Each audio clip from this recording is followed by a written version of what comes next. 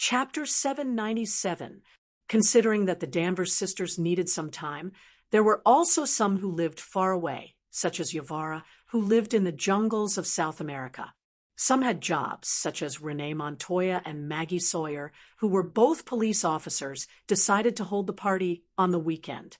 2 days later, in the Hall of Justice, Thea welcomed the newcomers to the Alliance as an elder.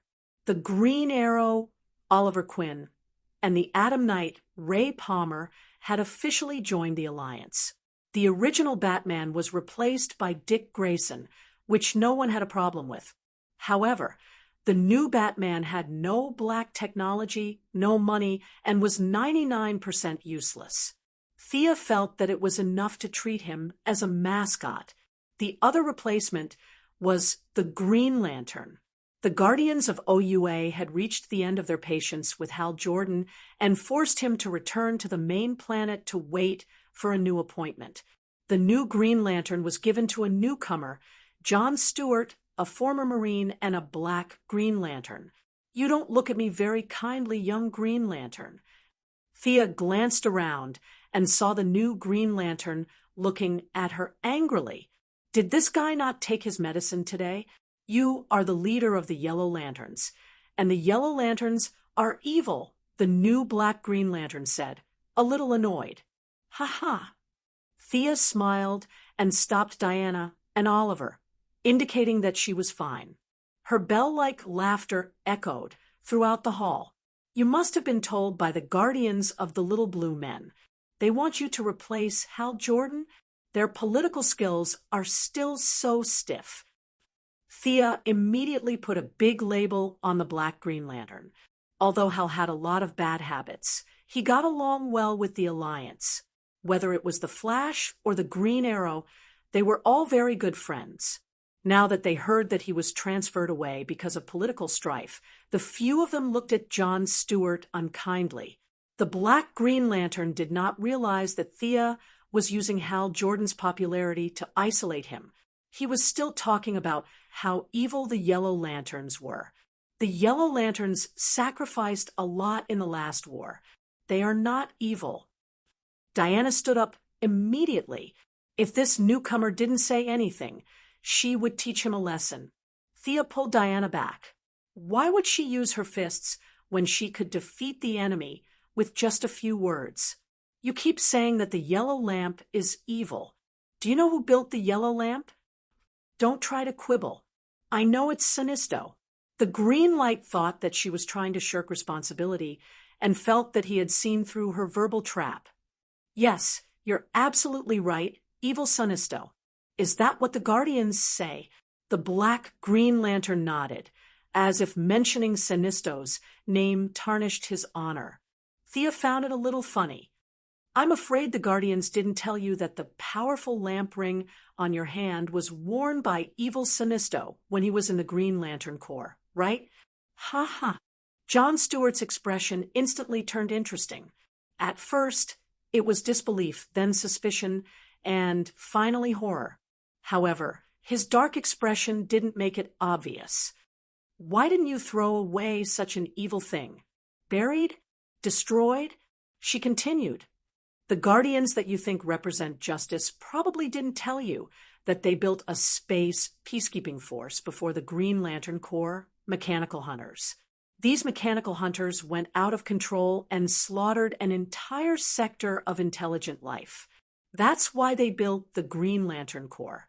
Mr. Stewart, do you know that the survivors of this sector built the Red Lantern Corps? Do you know that they want to take revenge on the Green Lanterns? Do you think these survivors are evil? 79 planets with nearly 150 billion intelligent life were slaughtered by the Guardians that you claim to be incomparably righteous. Mr. Stewart, as the honor guard of planet O, as a law-abiding person, you must also think that these lives deserve to die, right?" Her words were extremely tricky. In fact, she knew that the massacre had nothing to do with the Guardians, and that it was Kalana who was behind it. However, this Black Lantern didn't know, and the Guardians didn't know.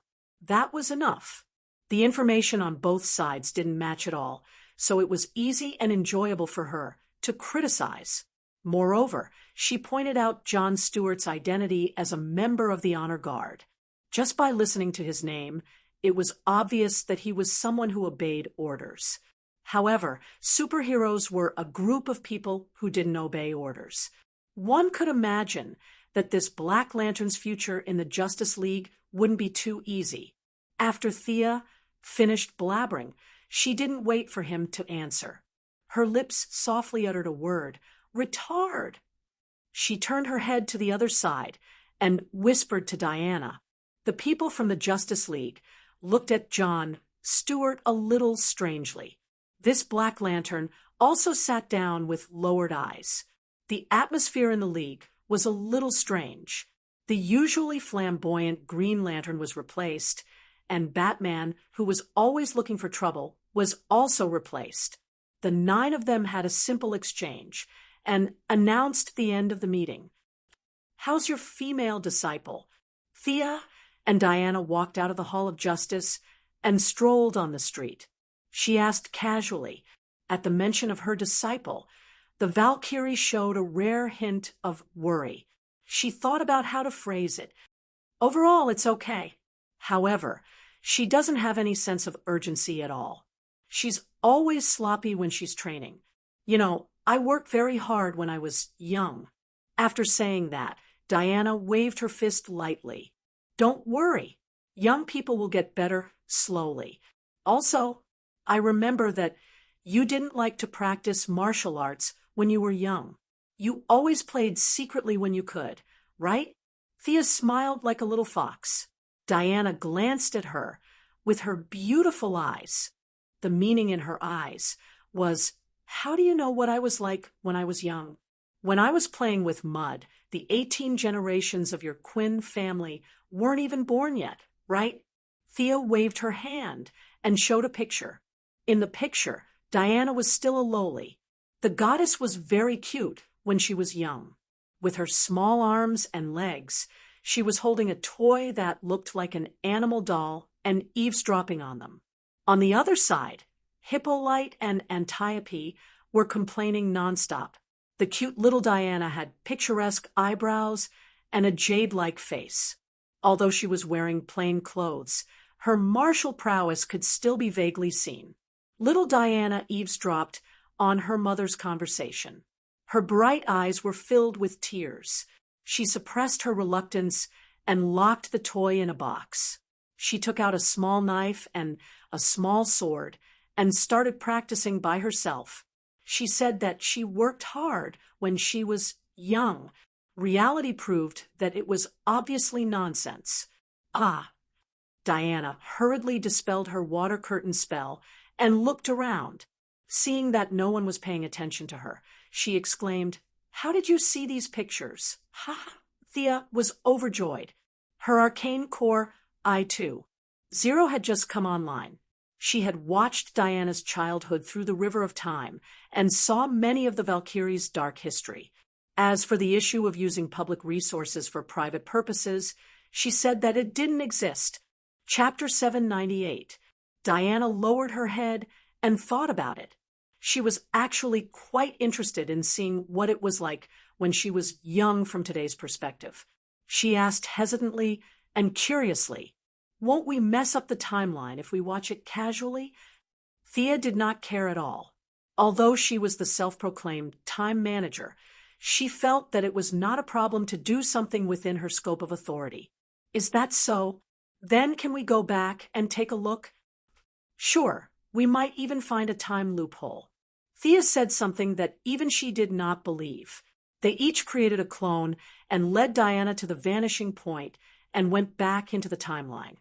The scenery of Paradise Island was the same as before, or rather, it was the same as before. Thea chose the time 7 years after Diana was born. She did not dare to go any further, as she was afraid that she would meet Zeus. The 2 goddesses were hiding in the forest, looking at the young Hippolyte and Antiope were talking. Not far away, there was a small figure hiding, eavesdropping as well. She seemed to have seen her mother's expectations of her behind her back, and she was a little conflicted. Quietly leaving the forest Little Diana returned to her place, put away all her toys, and reluctantly began to practice. Look, you were not much better than Casey when you were young. Thea covered her mouth and laughed. Diana's expression was strange. Looking back at time, she was not very hardworking when she was young. They were like invisible people walking on the crowded Paradise Island. At this time, the Amazons had just started living here, and the tribes still maintained their primitive customs. The artistic buildings of the future did not appear, and Thea did not seem like much. However, Diana was in high spirits. The sea breeze blew their hair from time to time. Looking at the mountains in the distance, holding her lover's hand, walking on the land where she was born and raised, she was so happy that she could fly. Looking at the many younger versions of her tribe members running around, building their homes, she felt a joy from the bottom of her heart. "Are you happy?" Thea asked as if she was showing off a treasure. "Happy," Diana replied sweetly. "Then come to my place tonight. But I promised Casey that I would rush back. Casey is so old, he won't die. Just make a call and say that the Zhonglian has a mission." Thea dispelled Diana's concerns with just a few words. According to her, if Diana, the teacher who brought her own food, were to disappear for a few days, the magical girl would realize the value of a teacher and would most likely study harder in the future. Knowing that she was talking nonsense, Diana still accepted her explanation. Diana was the one talking while Thea was the one listening. However, both of them were very restrained and did not use their magic power to do anything for Paradise Island.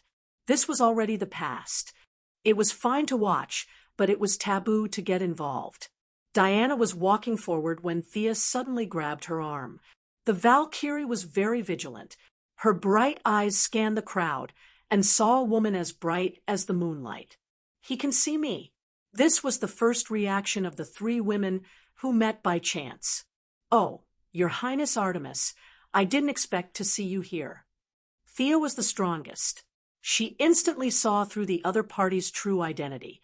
Although her current level was higher than the other party, Thea still bowed slightly to the other party as a form of greeting. Oh, hello." Diana was a little embarrassed. The moon goddess Artemis was her elder sister, but the relationship between the siblings of the Greek gods was really worrying. She just remembered that she had been blessed by Artemis when she was born, so she saluted. Moon God was shocked. She did not expect to run into two god spirits she had never seen before while she was out for a walk. Although they were all clones, she could tell many things from their characteristics. Diana gave her the feeling that she was like Apollo. She had a dignified aura and could not be looked at directly. Thea, on the other hand, could not see through her. She was a little like Hades, but she could not tell the difference. Realizing that she was a little rude, she hurriedly bowed to the two goddesses. The three goddesses did not speak. Thea and Diana were a little speechless. They did not expect to meet acquaintances on a trip. For a moment, they did not know what to say. The moon goddess was the first to speak. "Your Highnesses are not from the Greek gods, right?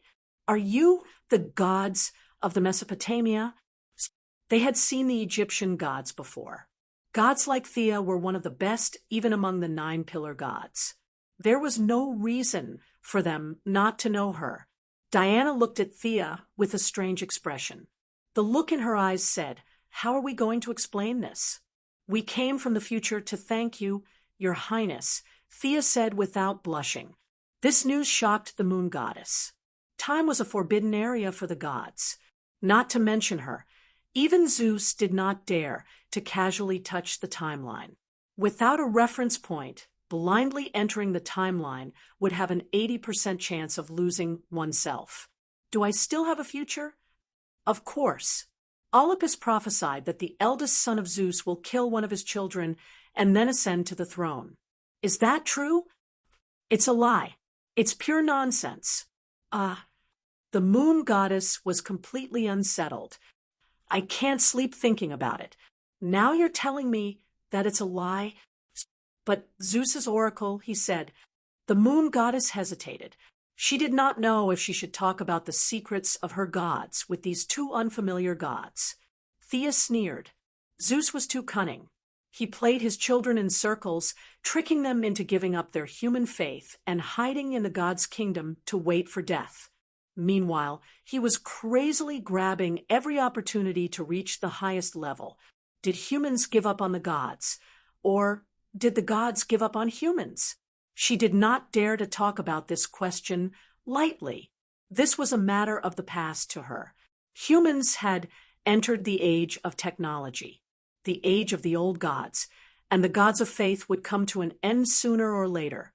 Your Highness, the path of faith is ultimately limited.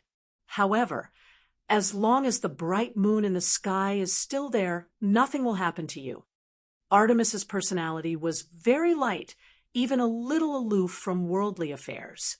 After being tricked by Thea, she completely extinguished the idea of participating in the battle of the gods. What happened next was logical. Thea had always felt that the moon goddess was unreasonably good to her back then. Now that the truth was out, she realized that it was all because of her own knowledge that she had given up on. There was no discerning eye, no familiarity at first sight. The inside story was actually a deal. It was a fair deal. She did not let the moon goddess suffer a loss. To prevent her from jumping into the pit, she also gave her some pointers from the perspective of a new god. It had to be said that the Greek gods spent a lot of effort on eating, drinking, and having fun. However, when it came to becoming stronger, they were all as slow as fools, giving up the human faith and walking the path of the gods of nature. Like Zeus, was the only choice for Artemis. You came from the future, so your knowledge must be 100 times better than mine. What is the world we live in? What is the position of our gods? The moon goddess asked at the end of the conversation. Hearing this question, Diana's eyes flashed. In fact, she did not know either. However, her intuition told her that Thea most likely knew. It was just that she did not say it, sending a signal to your lover that you must say it today. Diana puts her hands in her pockets and is ready to listen carefully. Thea scratched her head a little. After thinking about it, she decided to say a small part. The universe is very big. There are unknown parallel universes. The world under our feet is one of them. She did not show off the concept of 52 universes. The new gods were unique, but the old gods were different. There was no need to deliberately show off this point. In the universe, there is an immeasurable power that divides the universe into 8 regions, called the realm of gods. They correspond to each other. They are dream, heaven, new creation, and heaven, nightmare, hell, apocalypse, and underworld. We come from new creation. Our enemy, dark side, is an apocalypse. Many holy lands, including Mount Olympus, are in heaven. The underworld of Hades and Osiris is in underworld. Of course, the angels are in heaven, and the demons are in hell. As for dream and nightmare, they are too mysterious. I don't know. She briefly explained the realm of gods, and the moon goddess breathed a sigh of relief. She had always thought that she was not doing well. Now that she analyzed it, it seemed to be okay.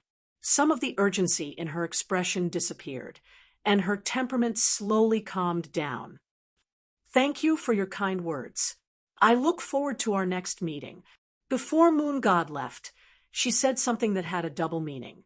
After sending the moon goddess off, Thea continued to walk around with Diana for the whole day. When they returned to the original space-time, they were going to the party on the weekend. Chapter 799. It was the weekend in Gotham City. It was heaven in the day and hell at night. The storm caused by Batman's disappearance had gradually calmed down. Dick Grayson was working very hard. Everyone could see that, But he was not Bruce after all. Thea took advantage of this opportunity to make a move on both sides. A large number of criminals were loaded into spaceships and taken away. For example, Batman's old rival, Penguin Man, was now mining coal on a planet 5 light years away from Earth. Many of the underworld families were swept up several times, and all the core elites were captured. The remaining small fries were also beaten up badly by the Raptor Squad, led by Barbara, the new Batman, Dick, and Damian, the Robin. It could be said that security in Gotham was at its best right now. A new wave of criminals would definitely stand up, redivide the territory, and confirm a new boss. But that was a matter for the future. Welcome, Thea, Diana. As Bruce's cousin, Batwoman Kate Kane was also from a wealthy family. Her villa was located in the wealthy district. Unlike Wayne's old mansion, which only had one old butler, she had many helpers. The waiter at the door helped to open the car door. Thea was wearing a checkered chiffon blouse, a camel-colored skirt, and stilettos. Diana was wearing a white dress and black pointy heels. The two of them walked out of the car hand in hand with smiles on their faces. Batwoman, who was standing at the door to greet them, was not wearing the red and black battle suit. She was also wearing a very casual dress, like a gorgeous young woman. She looked much younger than Bruce, who had suffered so much. Thea and Diana hugged her gently and said jokingly, "Gotham's security has improved a lot. I was worried about a fight before I came. Ha! I'll leave Gotham to the young people from now on. I can retire." Batwoman laughed softly. They exchanged a few more pleasantries and walked into the venue together. The secretary and Poison Ivy had been there for a while. They greeted each other from afar and talked to each other. After a while, the Danvers sisters, Yavala, and Cassina entered the venue. Alex's lover, Maggie Sawyer, had a gentle smile that hid unquestionable faith. She was a very charming woman. As for Kane's lover, Renee Montoya, the future second-generation questioner, she didn't seem to speak much, but she had an unyielding bearing. These two were ordinary people. They were both police officers and had long announced that they had come out of the closet. They had a lot in common. She was wearing a tank top, revealing her smooth shoulders and arms. She was wearing a blue skirt and crystal high heels. She looked both ladylike and fashionable, much better than her usual rustic outfit. Needless to say, it was all thanks to Lena. Thea is amused to see her looking around and holding the expensive handbag as if it were a brick. What are you afraid of? Will a Superman jump out of the bushes? She turned around and patted Supergirl from behind. Hi, Kara. The little girl hurriedly turned her head. From her expression, it was obvious that she had been startled. When she realized that it was Thea, she immediately relaxed. How is it? Are you happy staying with Lena? Quite happy, but Lena is always controlling me. Kara pouted and complained. Thea smiled and patted her on the shoulder. This girl needed someone to control her. Otherwise, her days would definitely be muddled. Today's gathering was mainly for Carla, Alex, and Lena, the three novices, to strengthen their confidence. As for the rest, they had nothing to say. As the host, Kane had a brief talk with them, and then left the meeting to them. As a veteran of the superheroes, Thea had always treated Kara as her sister. She was prepared to say a few words. Today, we are gathered here to give our blessings to a few loving couples. Love knows no boundaries or gender. It is full of kindness. When two hearts are together, it will bring us endless strength. Love is not a burden, it is a gift.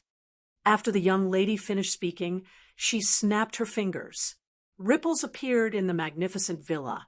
Before they could understand what was going on, they were already in a magnificent city with technology far beyond their imagination. The tall buildings with a metallic texture, the constantly patrolling spaceships, and the statues in the city's square all revealed that this was an extraterrestrial civilization. They were not fools. 90% of Thea's gathering this time was prepared for Kara. She was the only alien present. It was not difficult for the girls to guess that this was Krypton, especially when they saw Kara's stunned expression. Thea revealed the answer. This is Krypton. It is simulated using holographic technology. Take Lena and have a look. In order to build this virtual space, she found several people who had been to Krypton through the Iban Business Alliance and inputted their memories to build a virtual simulation environment. Finally, she found Comrade Violent Wolf, who had been to Krypton 7 times to test it. The similarity was as high as 99%. Fiora had also seen it in person and felt that there was no problem. Kara must have been only 10 years old at that time and could not see the subtle differences. At this time, Kara pulled Lena and ran in front while the rest slowly followed behind. They could vaguely hear Kara's introduction. This was someone's home, and there was a delicious shop there. Lena also wanted to know more about her lover's past. They talked and laughed as they walked. "Can't you take it back to the time before Krypton?" Diana asked in a low voice. Thea whispered back, "It's difficult. It involves a very complicated past. We should not touch it easily." After she self-proclaimed as the time manager, she realized how many secrets there were in time. The current Board of Governors could only do some mending work. They could intervene in the affairs of ordinary people, but once it was beyond Thea's level, they would be in the dark. There was no doubt that some big shots did not want to be seen. This was the situation on Krypton. The young lady chose to retreat. Using space technology, she could completely simulate the environment of Krypton, but it was not necessary. Kara also knew that this was all an illusion. She was very satisfied to see her hometown again. She was full of energy again. Karaoke played crazily for a whole day. She was so tired that she did not even recover when she sang in the evening. As the goddess of art, Thea's voice had reached a level beyond the sound of nature.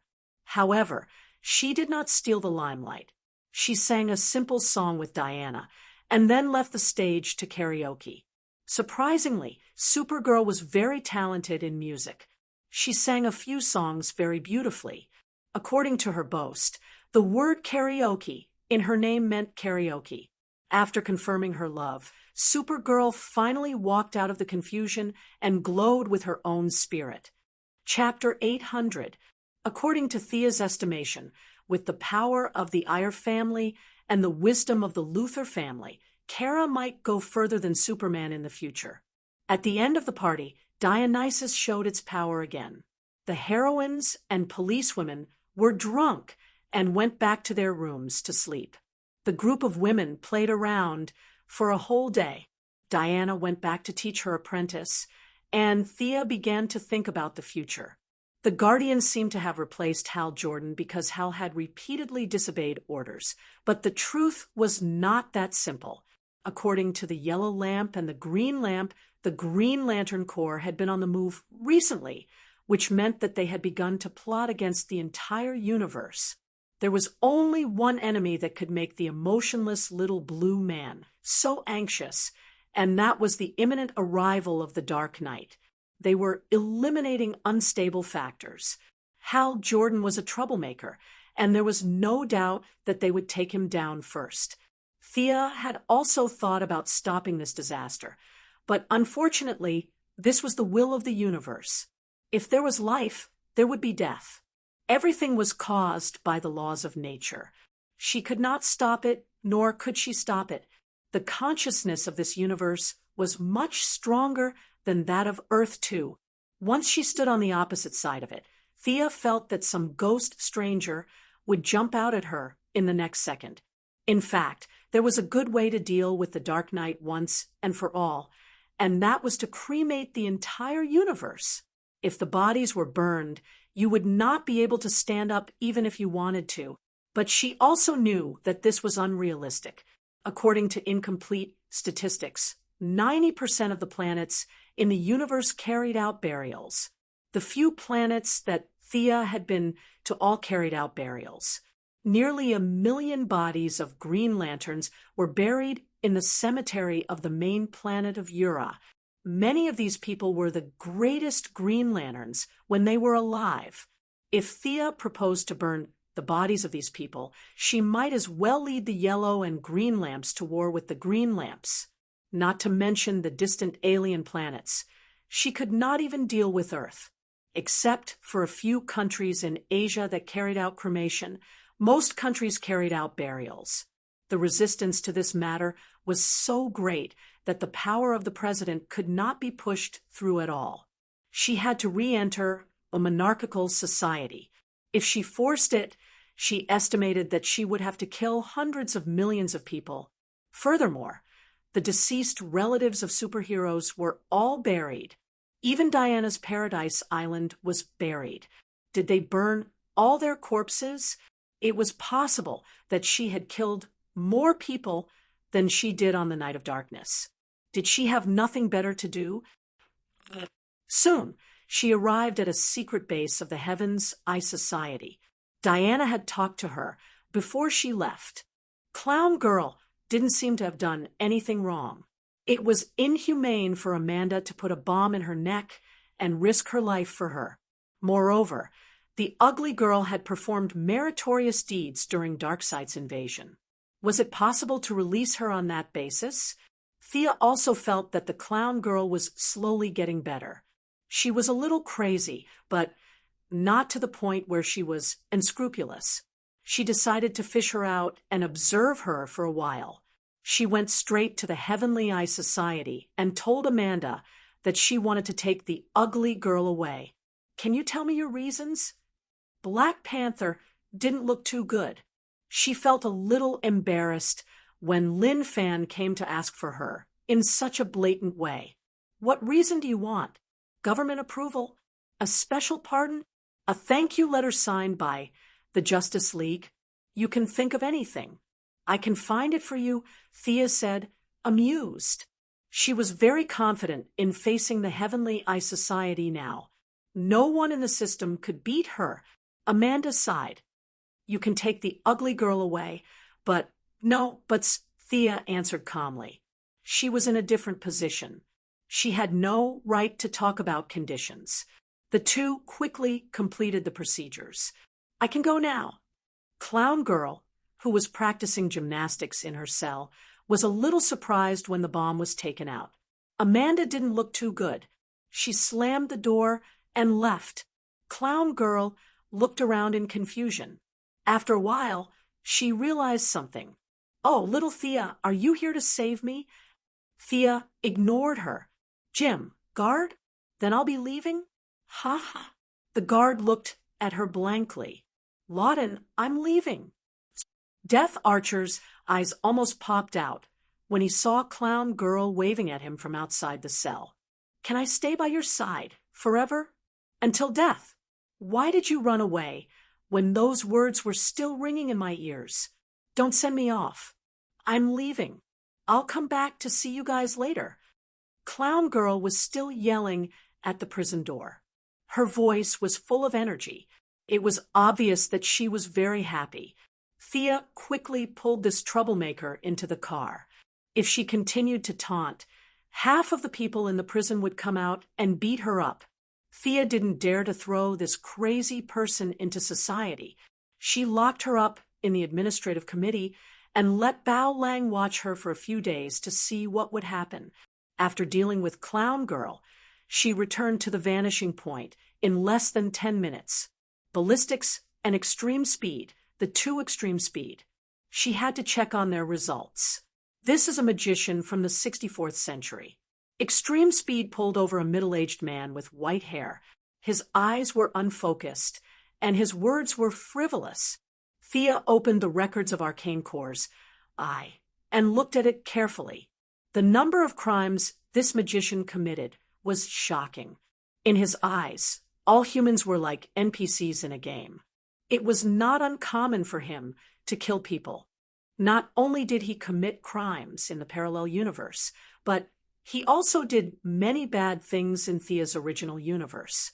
The Heaven's Eye Society even planned several capture operations, but unfortunately, he used future technology to evade them.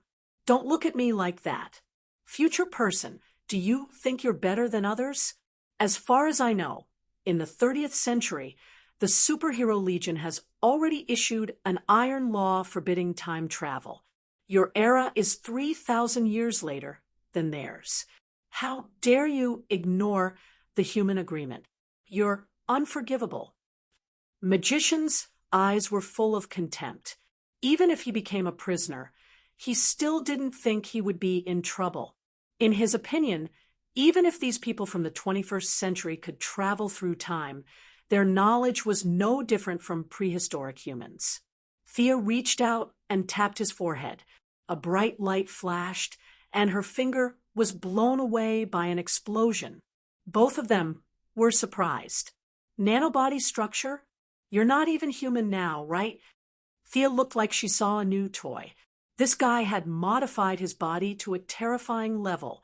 Magician was also shocked, even with the power suppression handcuffs. He still didn't think anyone could kill him. In this primitive era, any weapon should stop in front of the crystallization of future technology. This was also the reason why he dared to do whatever he wanted. But just now, Thea's casual move made his heart palpitate. Don't look at me. I don't have any psychological burden if I kill you. Thea smiled and pointed again. This time, she used her divine power. The nanobody couldn't resist the soul extraction. Magician's face was filled with confusion. He fell to the ground with a dull gaze. He was already dead. Mr. Speed, bring the other prisoner. Thea kept the soul fragment. The reason why she showed her skills was to kill this scum and also to intimidate Speed. The second prisoner was brought up. It was a red-haired boy who was less than 5 meters tall. He was terrified as he was dragged out by Speed. Yo, this is a famous person, Bart Allen of the Speed family.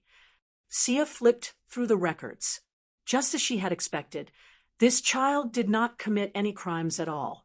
It was more or less like he was caught to vent his anger at the speed of light. Chapter 801. Thea glanced at him expressionlessly, and he quickly lowered his head. She flipped through the records of the Eye of Arcane Nuclei. When the boy traveled through time for the first time, Thea said kindly, "Shall I send you back to your original time?" The boy saw that she was friendly, so he quickly gestured with his hands. "It's too fast, slow down." "Oh, okay, whatever." The boy couldn't control his speed at all. He gestured with his hands and spoke too fast. If not for Thea's super speed, she would have only seen a blur in front of her. The English of the future was very different from the present. Fortunately, she had the divine trait of being proficient in languages, or else she would have been confused. The boy saw that she could keep up with his speed, so he gestured even more enthusiastically. "Oh, you're here to find your grandfather? It must be hard on you. This journey is long." "Okay, I'll take you there." Thea waved her hand and pulled the boy to the Advanced Technology Laboratory. In the Advanced Technology Laboratory, the Lightning Squad was having a meeting to figure out how to get Wally West out of the space of seraphic speed. The initial plan was to rely on Psyker's shockwave ability to find the entrance to the space of seraphic speed, and then Barry would run in to save him. It could be said that this plan was rough and helpless. They didn't know what kind of danger they would encounter and whether they could come out alive. Barry and Wally weren't friends at all. He was only willing to take this risk for heirs and his adoptive father, Joe. The young mistress's visit surprised everyone. "Thea, what's the matter?" Barry had just opened his mouth when he saw the half-grown child beside Thea run to his side, hugging his waist and calling out affectionately, "Grandpa, I finally found you." The boy shouted excitedly. In order for him to be able to shout this sentence normally so that the ordinary people could hear him clearly, the young mistress even cast a deceleration spell on him. At the same time, she also taught him modern English again. Hiss! Thea thought she heard a loud gasp. She covered her mouth and snickered. She didn't treat herself as an outsider at all. She found a chair and sat down, ready to watch the show. Barry was stunned. His neck stiffened as he turned to look at Ayres, only to see the black girl's face turning green. What was the meaning of this? This old lady hasn't been killed by Savita yet, and your grandson has already run out? Even though Ayres was just an ordinary person, she had seen the yellow lightning when the boy ran. This was clearly the power of Godspeed. Blackie's eyes were filled with murderous intent. She crossed her arms and waited for Barry to explain. Student Little Sean was already panicking. He didn't know where to put his hands. He looked at Thea with a bitter face. Big sister, where did you pick this kid up from? Don't trick me. I supported you in the Righteous Alliance Conference. Cough, cough. Thea coughed softly. I found this child in the timeline. He came from the 30th century. This explanation made Ayres even angrier. She was just an ordinary person, without the power of speed. She did not think that she could live to the 30th century. At this moment, even Barry's adoptive father, Joe West, didn't look too good. However, he was an experienced policeman. He had seen a lot of storms and was much more rational than the young people. Half kneeling on the ground, he revealed a smile that he thought was very amiable as he stroked Bart Allen's head. Child, who's your father? Don Allen. The little boy still knew the answer to this question. Barry found that everyone's eyes were focused on him. He hurriedly spread out his hands and shook his head, indicating that he knew nothing. What Don Allen? He had never heard of him. What about your mother? Maloney Swan. Who? Swan. This was the surname of Reverse Lightning Albert Swan. This surname was very lethal. Except for Thea, who was blatantly watching the show, and Wales and his daughter from Earth 2, the rest of the Lightning Squad were shocked. They looked at Barry as if he was an enemy. Reverse Lightning was their greatest enemy. How could your son be mixed up with his descendant? Just as Thea was about to take out her melon seeds and peanuts to watch the show, a long-distance communication interrupted her. She read the message twice and thought for a while. She stood up and stroked Bart Allen's little head. Okay, stay with your family and play. I have something to do. I'll leave first.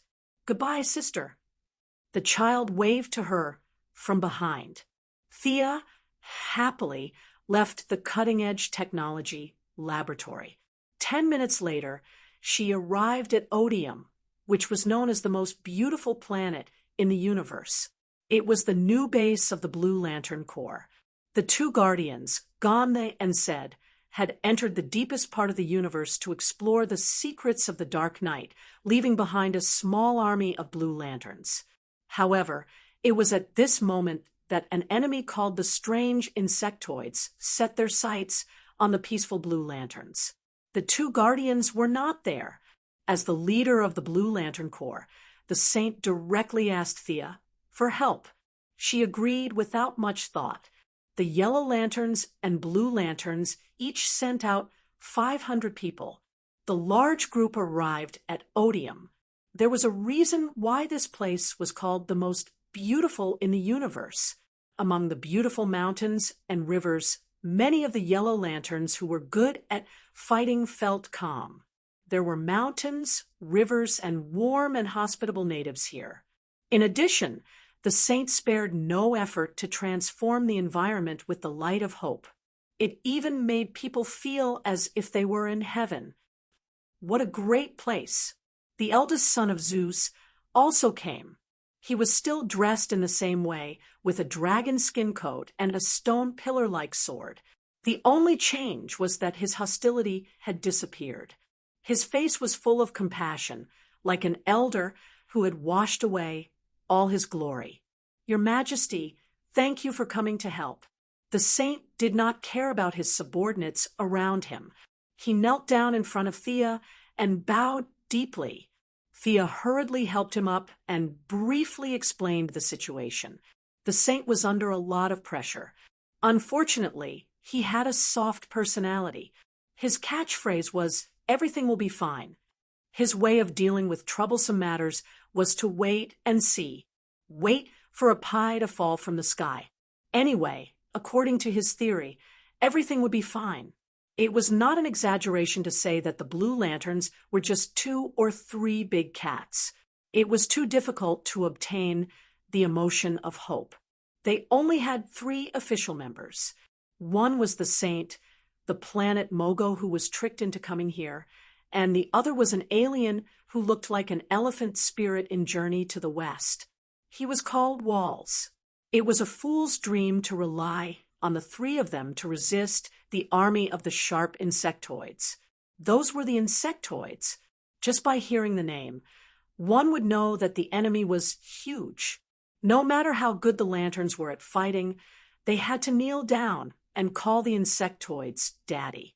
Now, with the strong support of the yellow lanterns and blue lanterns, the situation was much better, especially with Thea, the eldest son, who was especially good at fighting and was not limited by the energy of the lantern ring. The saint finally let out a sigh of relief.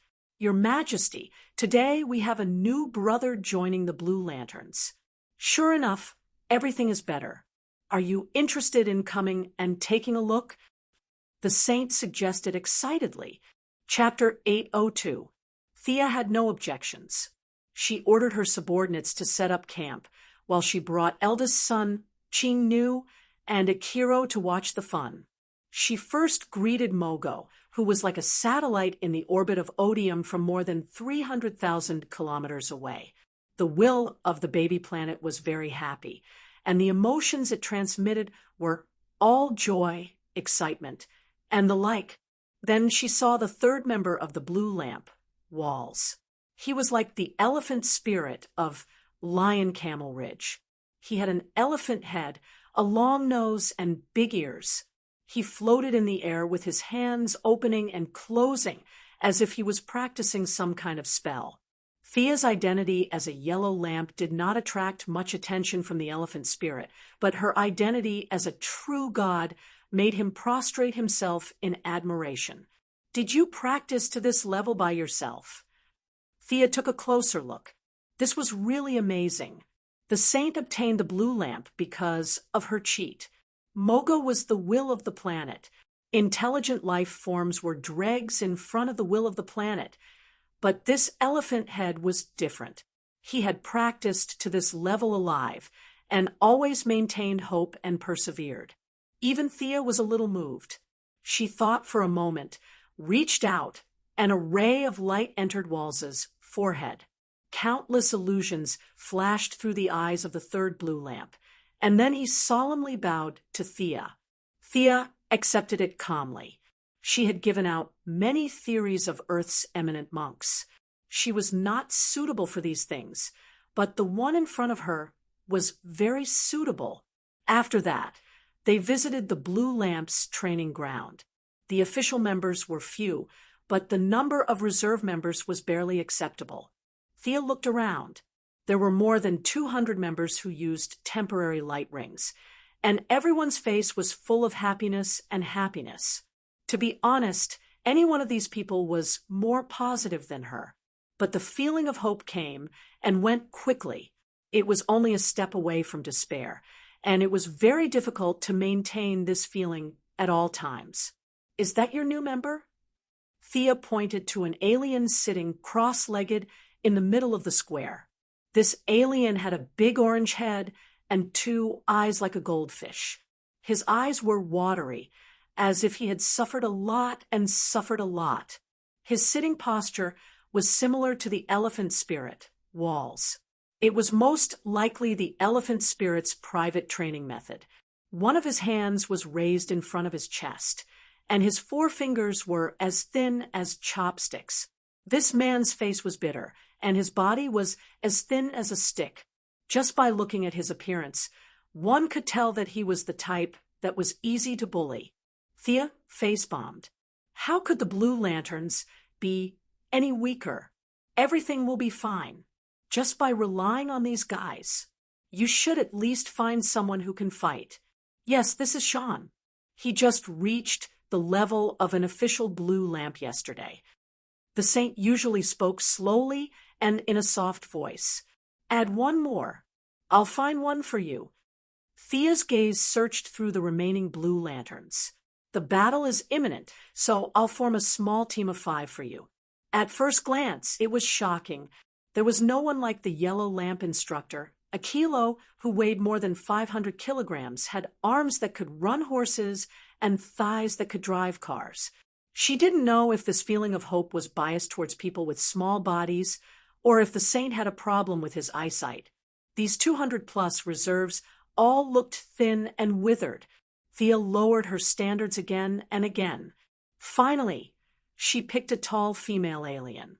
She should be the one. A blue light flashed, and her feeling of hope was raised to the standard of an official blue lamp. With a new member, the saint was overjoyed. After a little arrangement, the woman named Circe also became an official blue lamp worker. The day of fear, the night of pain, the raging fire retreats coldly. All are lost in the fire of war. Looking up at the stars, the light of hope will never be extinguished. After a simple ceremony, 2 more blue lanterns were added.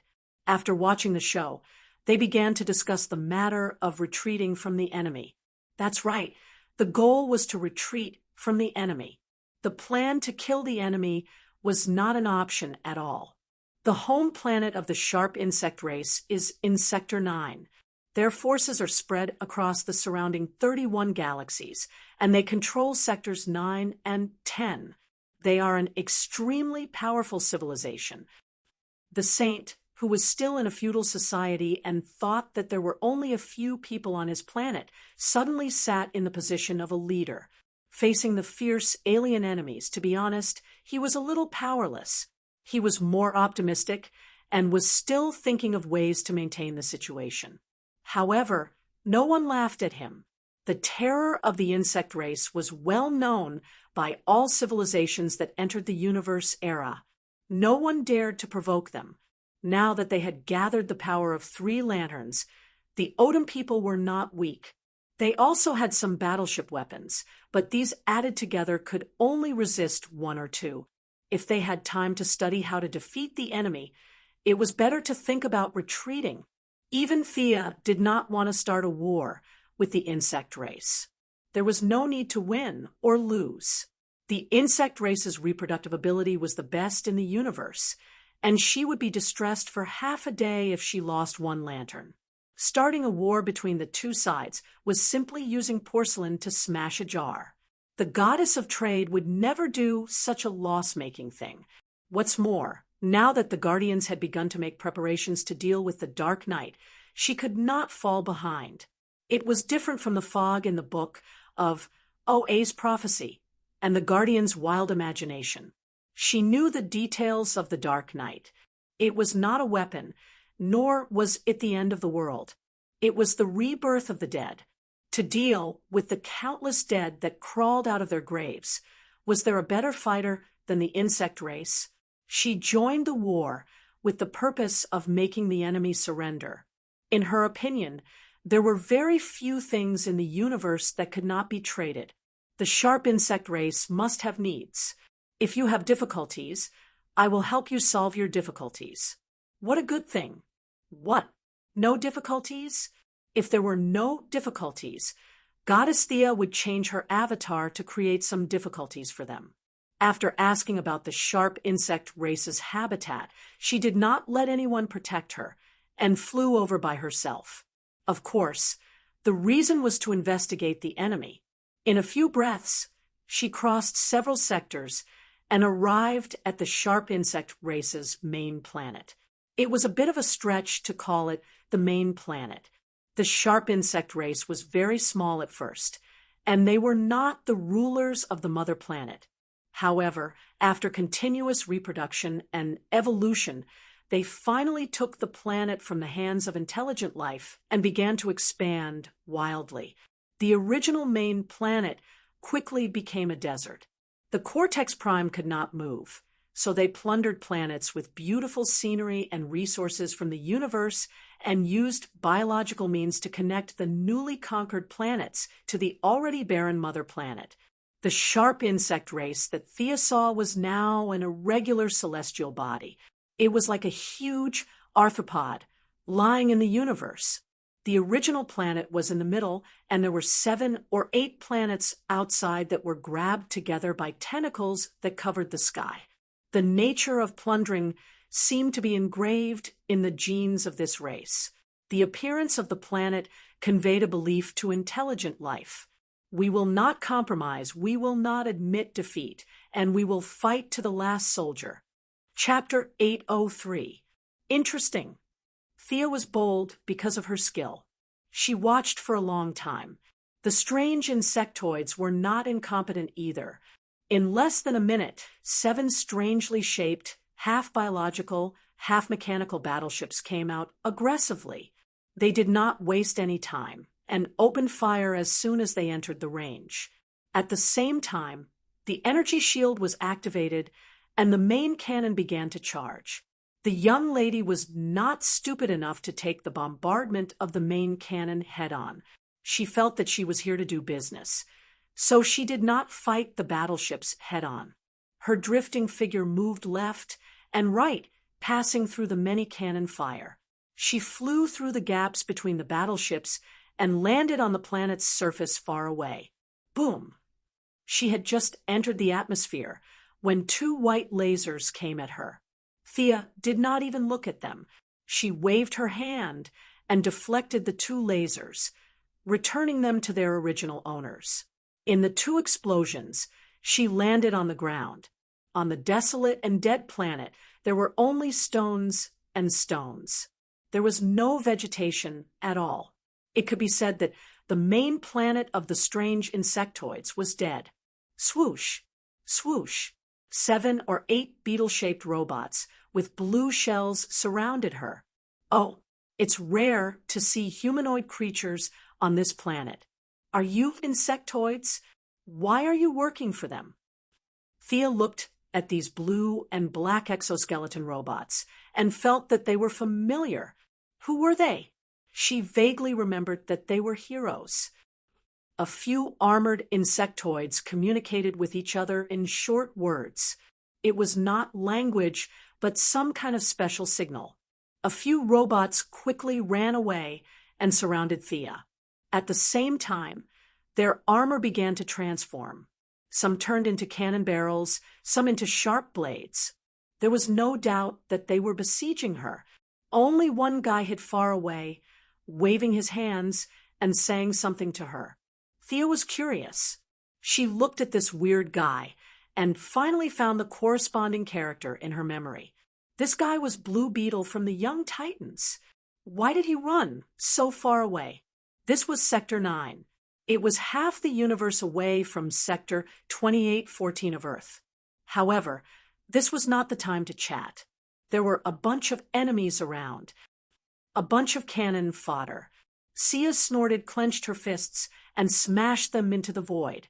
Invisible ripples hit the enemies, and the robots all stopped moving, maintaining their dull and stiff postures, not moving at all.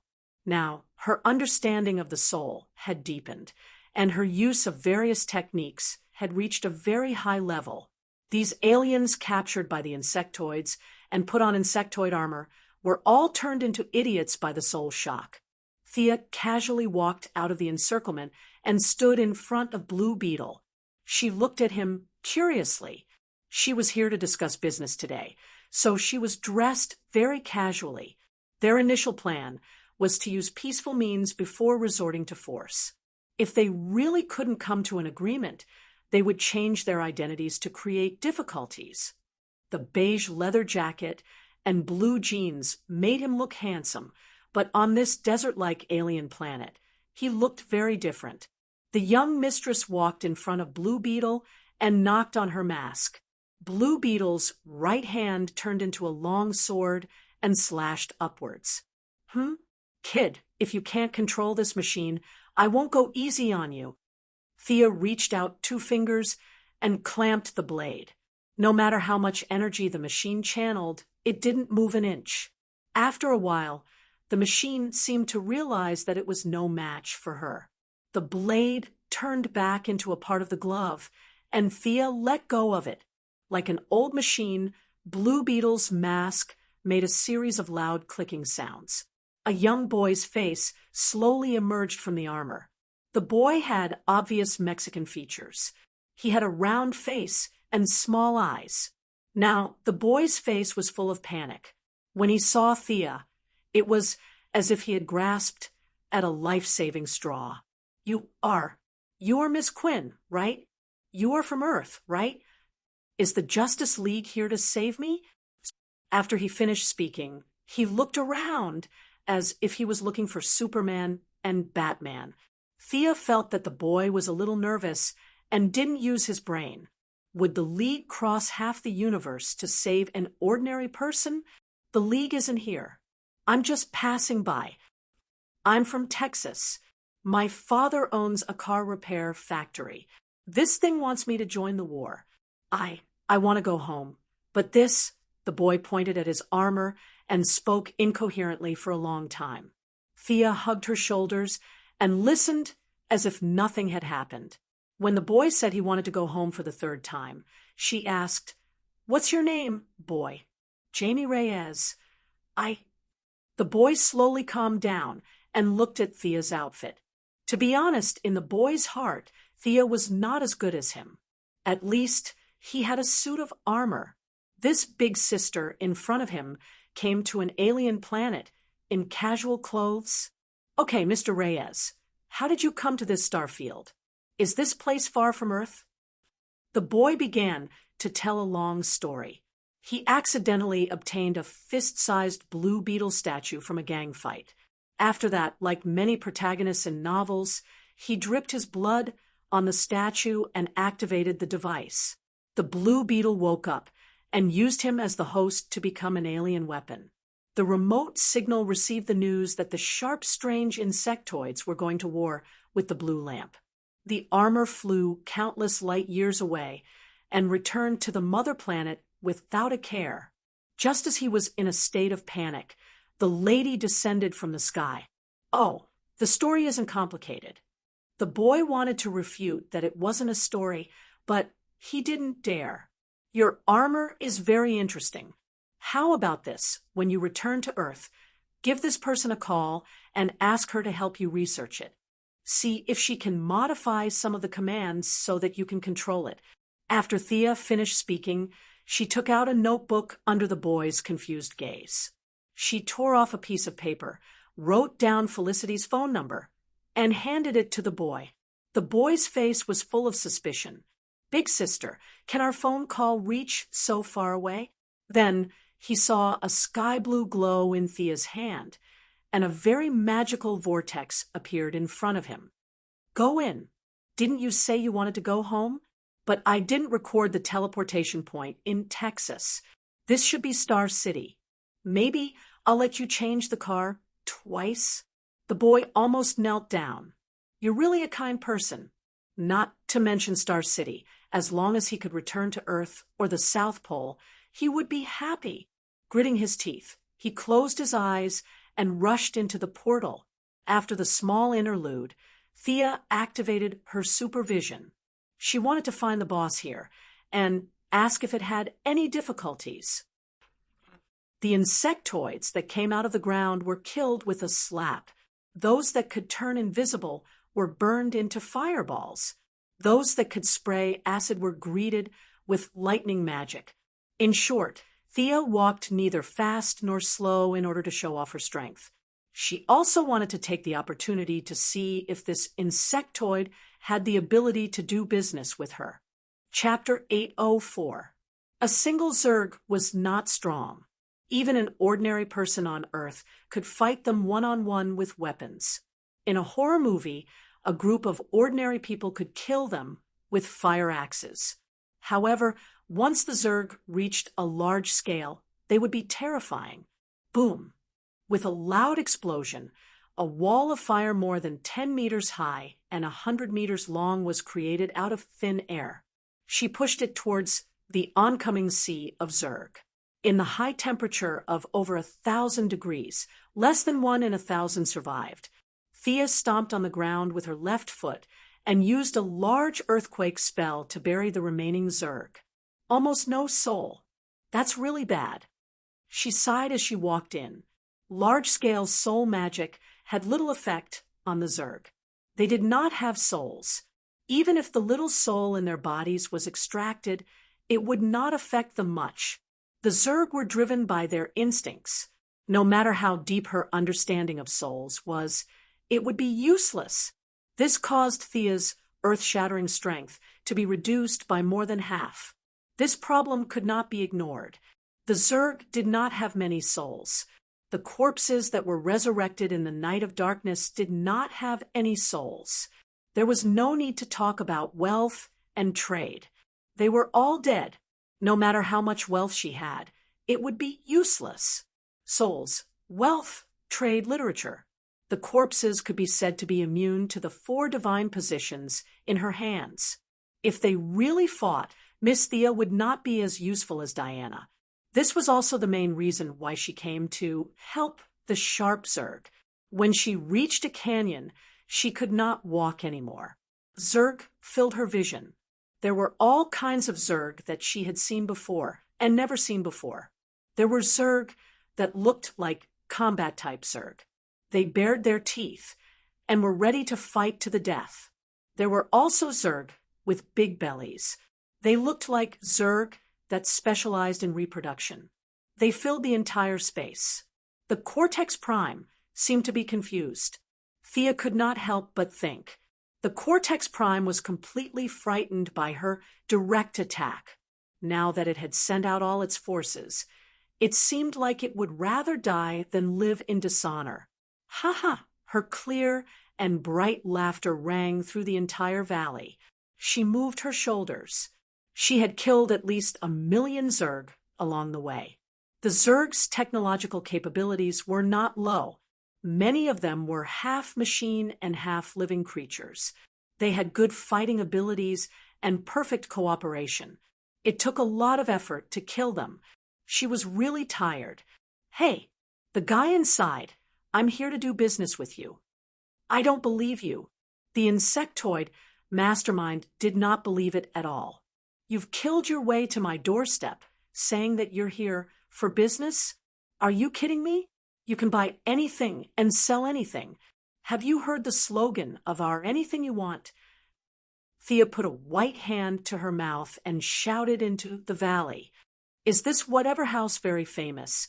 The insectoid mastermind expressed that it did not understand. However, it wasn't a kind soul either. It was being attacked at its doorstep, yet it still wanted to chat in a soft voice. What a joke! While Thea was waiting, it directly mobilized a large amount of energy to erect a vast protective shield in the valley. The dark blue shield was like a pot lid, completely blocking the entire valley. With a single command from the mainframe, all the Zergs charged towards Thea in a frenzy. As for the logistical insects, he left them by his side. Firstly, they had no combat power at all. Secondly, he was afraid that if they all died, he would have problems controlling the insects. Psychokinesis. Thea saw through the enemy's trick. She also used a protective shield, but she used a silver flame shield. All the Zergs that charged towards her were burned to ashes. She did not even look at the Zergs, but at the mainframe's shield.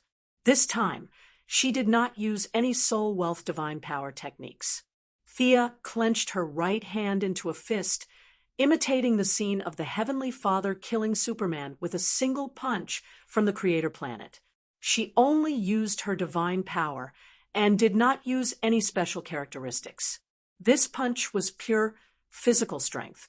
Thea wanted to see the difference between herself and the Heavenly Father. She took a deep breath and ignored the Zergs that were like moths to a flame. violent air currents surged around her, and the remains of the Zergs were sent flying in the air. When her aura and strength had accumulated to the highest point, Sia fiercely threw out a punch. Vaguely, the sound of air being torn apart could be heard. The force of the punch caused a 3-mile-long, 100-meter-wide deep trench on the ground. Countless insectoids that could not fly were directly turned into dust. The air was squeezed to the sides, and the shadow of the fist rushed out a few miles. The originally white fist had become a 100-meter-tall fist in front of the mainframe's shield.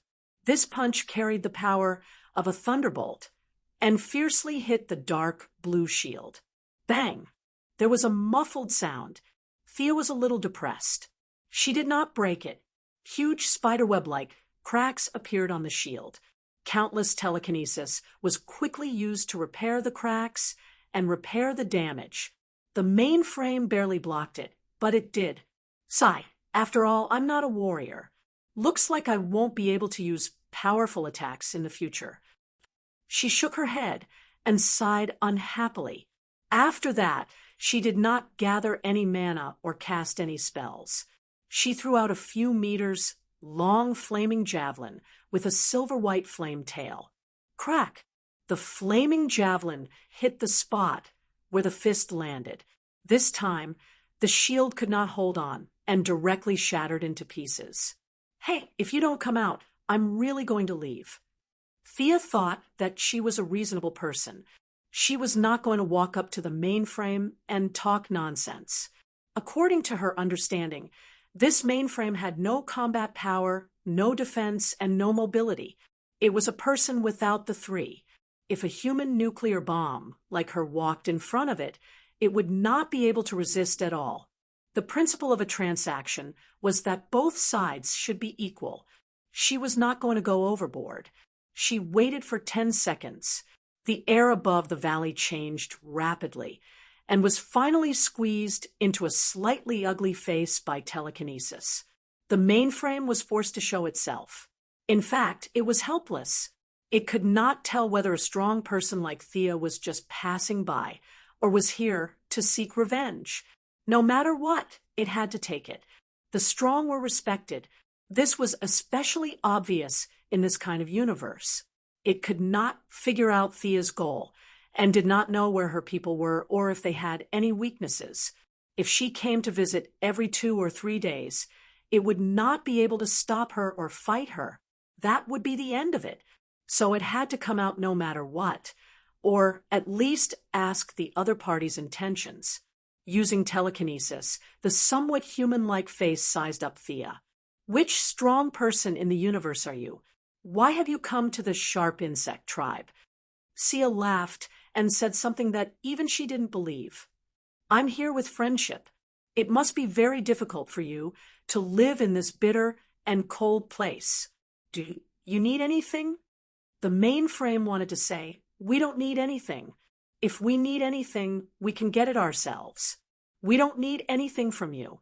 But the mainframe that had gathered all of the insect tribe's intelligence still had some instincts to avoid harm. It did not dare to retort. It definitely had not heard of the saying, I'm a fish on the chopping block, but the logic was the same. The Cortex Prime was speechless at the fact that this great god had come to its bandit lair to force a sale. Its plan was that no matter what he was selling, it would grit its teeth and buy it, as long as he left in a good mood. What do you think we need? The mainframe's heart was bleeding. It had already prepared to spend a lot of money and wanted to send her away quickly. Thea's eyes were as bright as the stars. For a moment, it was so bright that even the mainframe's avatar was a little unstable. She finally stopped. I am the Lord of Souls. You don't have souls. I can sell you some blank souls. You want them? Thea gave herself a new avatar. Suddenly hearing such shocking news, the mainframe's telekinesis face dissipated into gas. It hurriedly reformed again. Is what you said true? Souls can be traded? How much do you need to pay? Thea was laughing in her heart.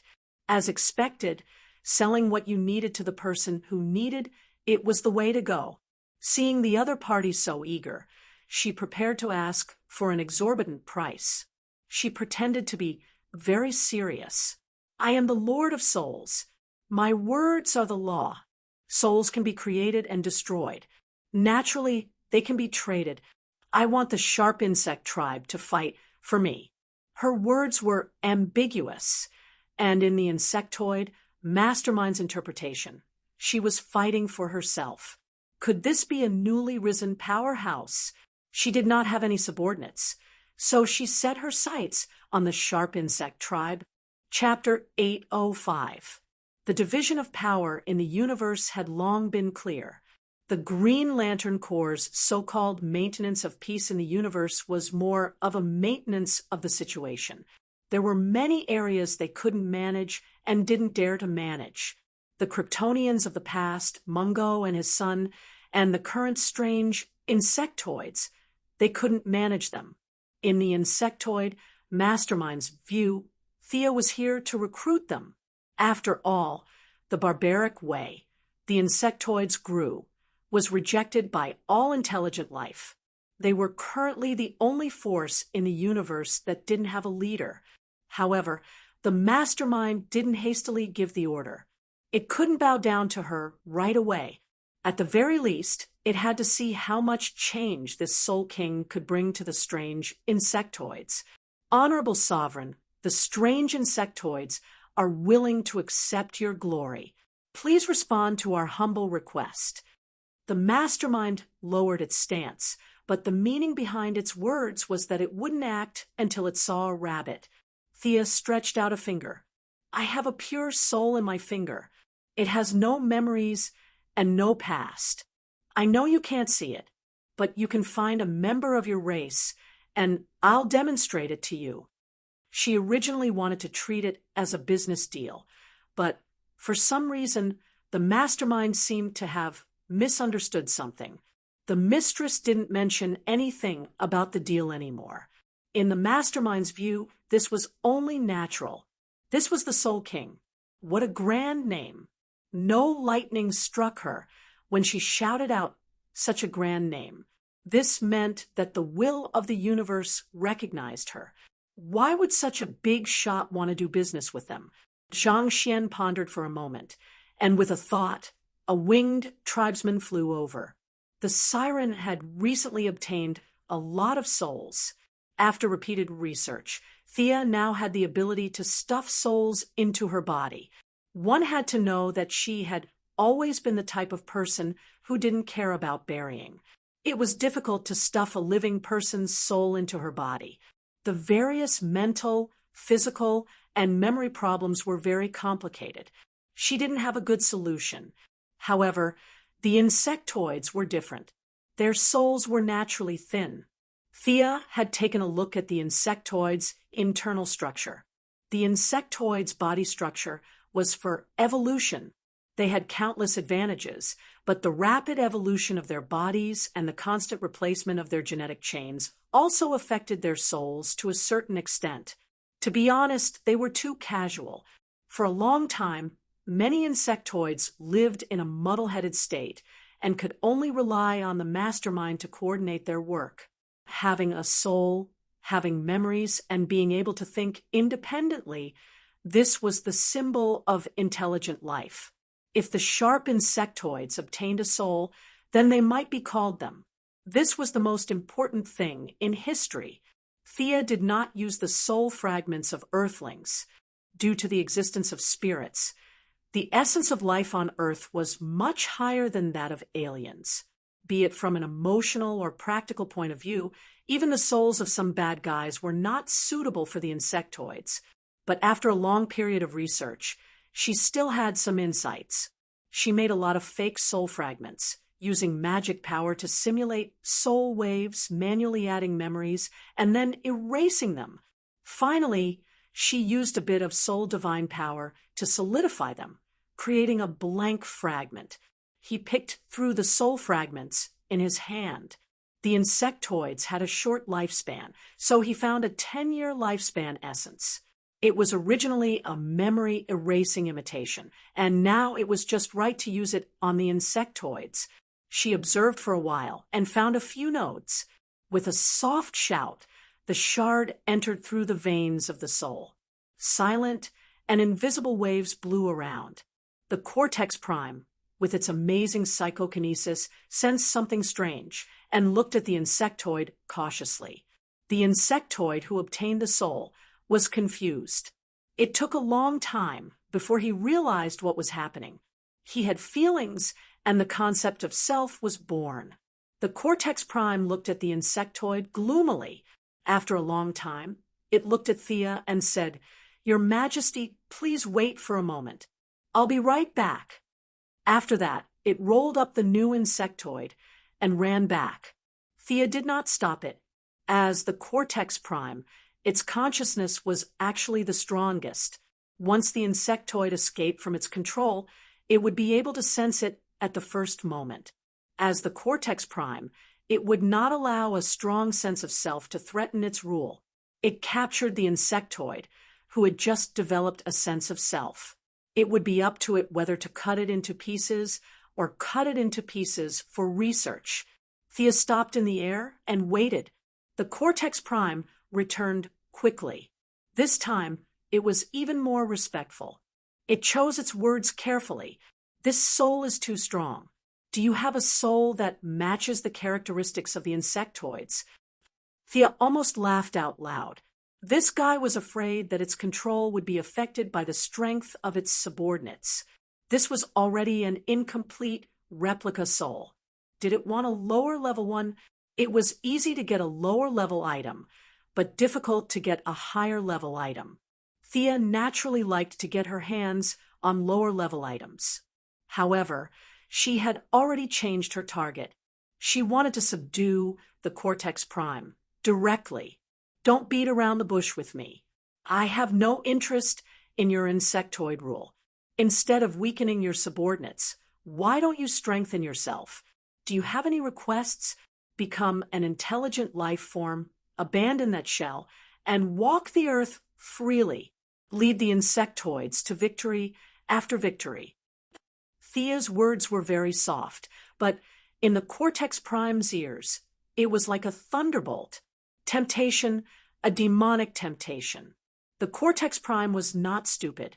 Once it opened its spiritual world, and Thea did something, it would not even know how it died. The insectoids will still be yours. The only difference is that you can leave this barren planet and walk under the sun like an intelligent life form. You can soar in space and enjoy the beauty that you would never have experienced in the past. Is this a difficult choice for you? The danger was not small, but the temptation was even greater. After a full 10 minutes, the cortex prime finally made up its mind. "Your Majesty, please come in for a detailed discussion." The cortex prime's projection turned into a cluster of telekinetic fragments and dissipated in the air. The insectoid guards below also opened up a path. Walking through the complex mountains, Thea finally saw the cortex prime's main body. Within the transparent membrane was an incomparably large brain. It was the size of a small mountain, lying quietly and somewhat lethargic in the stone room. Its telekinetic energy was constantly affecting everything around it. It was obvious that it was not trying to show off. It was just that the energy was too strong and it was a little out of control. The cortex prime also had 4 limbs, but they had severely degenerated and looked like a few ornaments. There were 3 tubes behind the brain, and a dark green liquid was constantly being injected into the brain. "You're about to die." Thea was too lazy to look at those particularly disgusting places. She only glanced at it briefly and understood its situation. Even with the help of the liquid, it only had a few years left to live. Of course, this was under the premise that its soul was not swapped out. Its original soul was too weak to carry such a huge amount of brain power. Silent death. The insectoids fought bravely until a new overmind was born.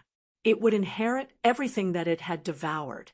This was the iron law that they had lived by for tens of thousands of years. Originally, it was waiting for death, but today, it met with a turn of events. The threat of death made it not speak nonsense. It opened up its spiritual world and chose to surrender. Chapter 806. Sia directly left a mark in the deepest part of the mind of the mastermind. Once the other party became her enemy, they would die a very miserable death. Sia was not polite at all. She left a mark on the mastermind. It was a strange fate. Originally, she wanted to do business, but now she had to take the entire Zerg with her. Thea did not look down on the Zerg like the other strong people in the universe. They were born to be useful, and there was no better fighter than the Zerg to deal with the Dark Knight. She was not stingy with this subordinate who took the initiative to bring the entire tribe to her.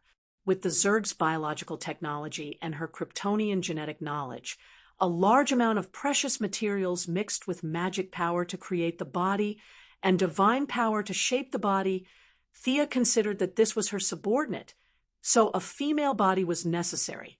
At the same time, to make it more human-like and closer to the people on Earth, Thea used an authentic 30-year-old soul essence. Transfer your spiritual power into the new body. The cortex prime opened a gap in the lobe, and a pure, silver-white light jumped out and rushed into the new body. The insectoids outside the cave instantly lost control.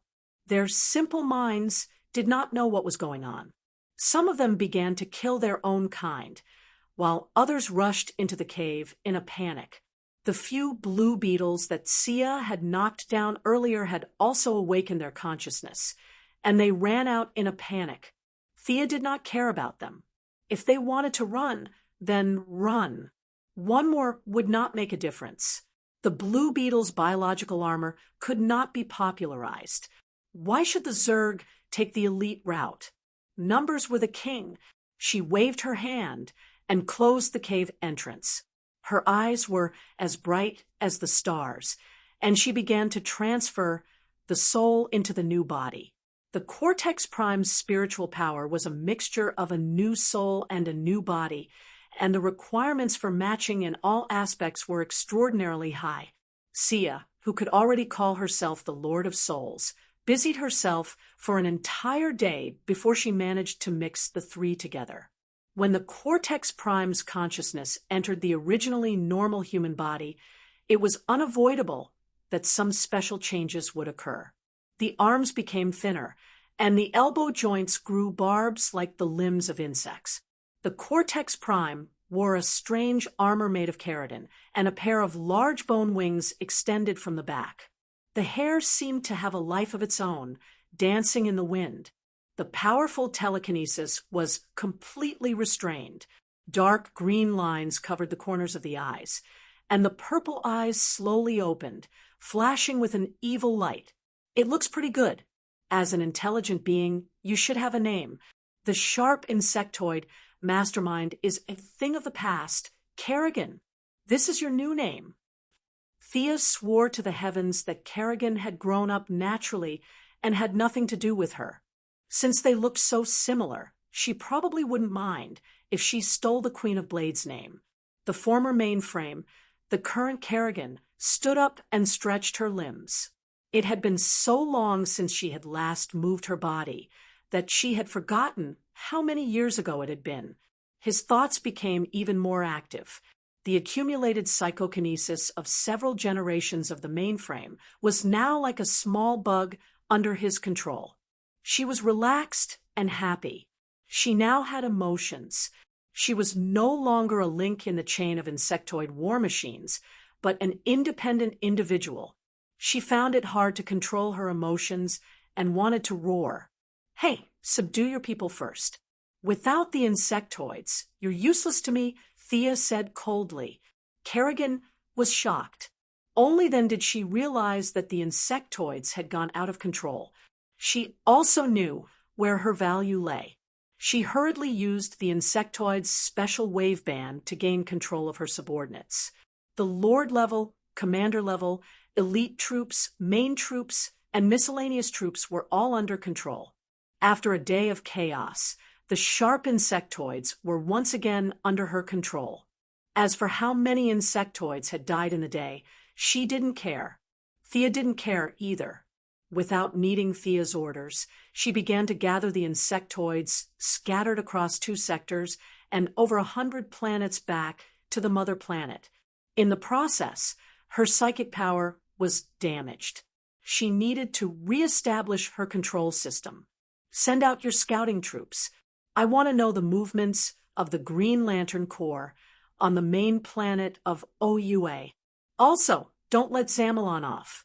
Also, have your subordinates multiply. I want an army that can cover the entire universe. Thea was very confident in the insectoid scouting troops' reproductive abilities. However, in Kerrigan's ears, these words had a different meaning. Oh, Boss wants to attack the main planet of OUA and Zamalon? How cool! As for the multiplication, it was naturally to prepare for the invasion of the Green Lantern Corps. Kerrigan thought she understood Boss's intentions and began to give orders to her subordinates. With the sharp insectoids retreating, the crisis of the Blue Lantern Corps was resolved. From the results, it was indeed, as the Saint's mantra said, "Everything will be fine." Thea returned to the main planet of the Blue Lantern Corps. She didn't say much to the Saint, who was waiting optimistically. She only said that her scouting results showed that the insectoids were retreating rapidly.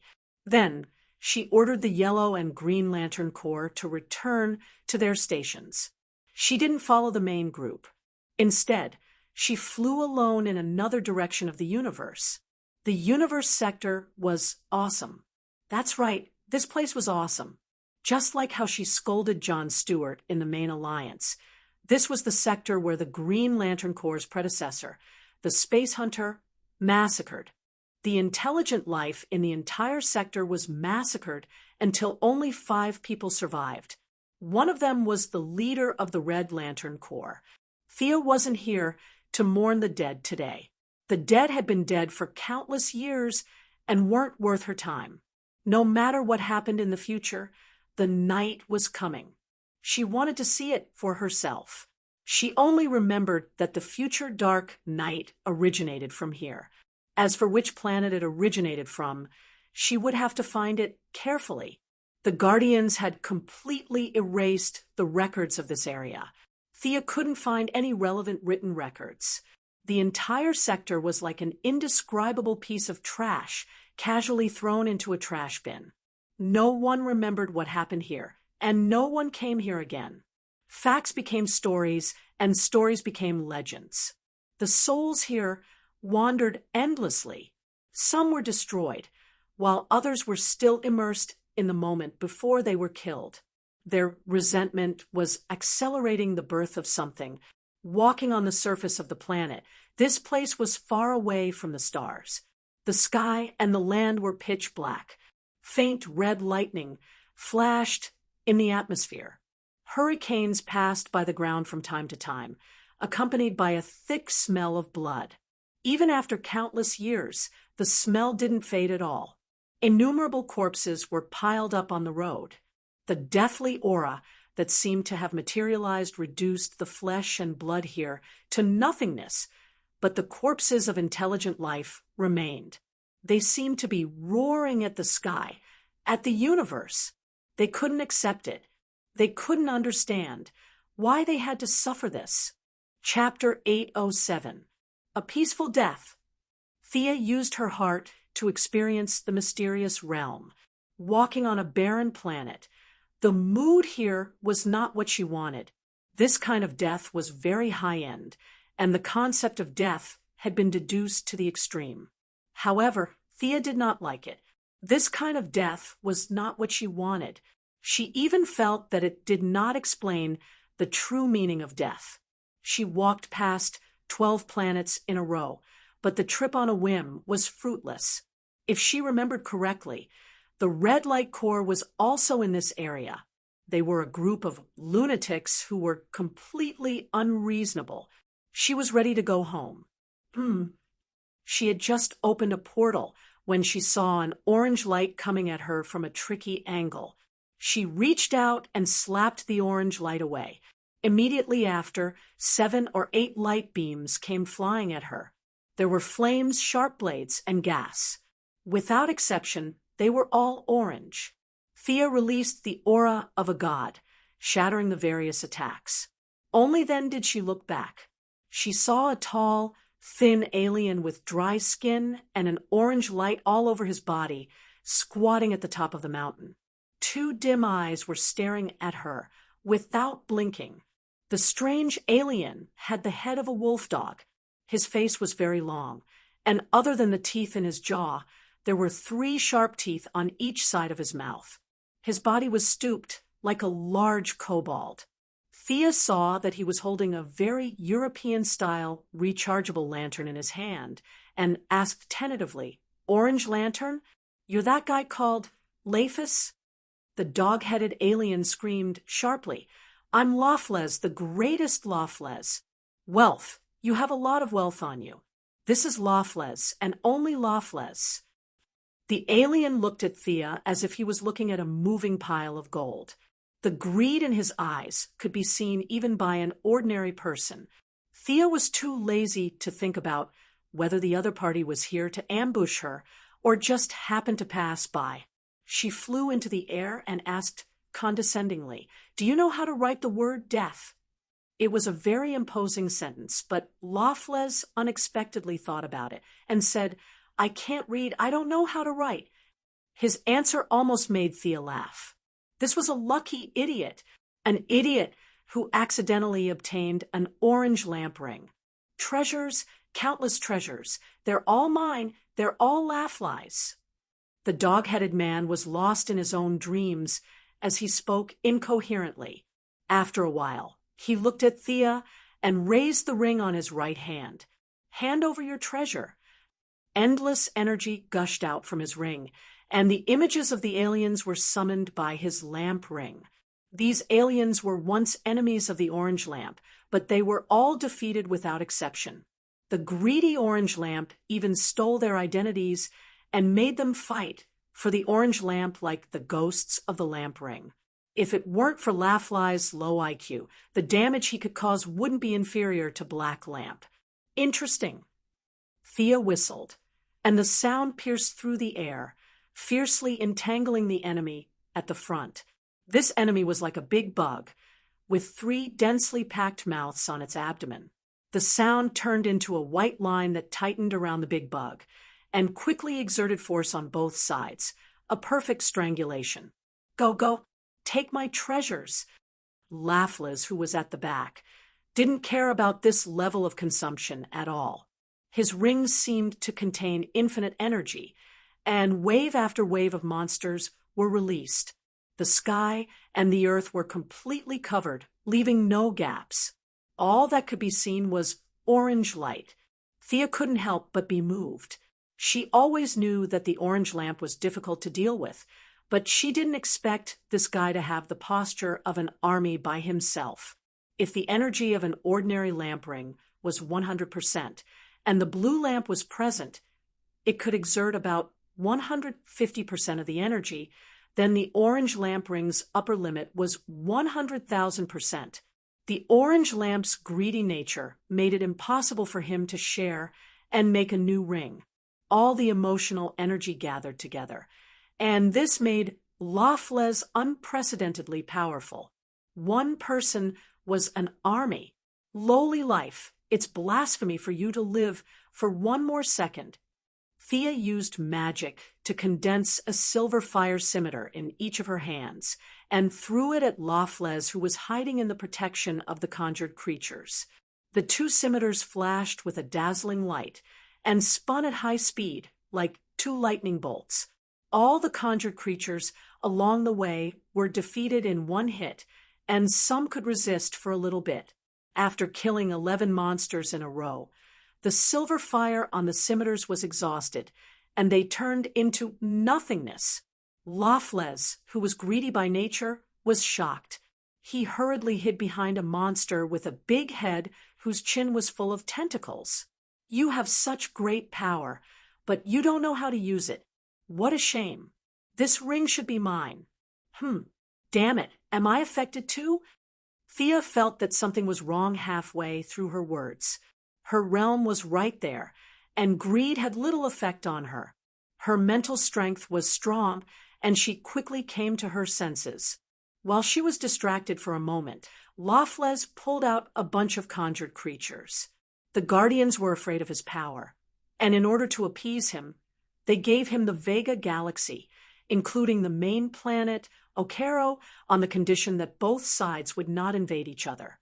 For a time, many criminals in the universe entered the Vega Galaxy to escape the pursuit of the green lights. They thought that they were safe, but in the end, they even became part of the Orange Lamp. This monster with a huge head full of tentacles blocked Thea's view like a big tadpole. This was LoveLore's biggest trump card. He killed a new god and made the new god into a spirit of the lamp ring for him to use. God knows which universe this guy came from.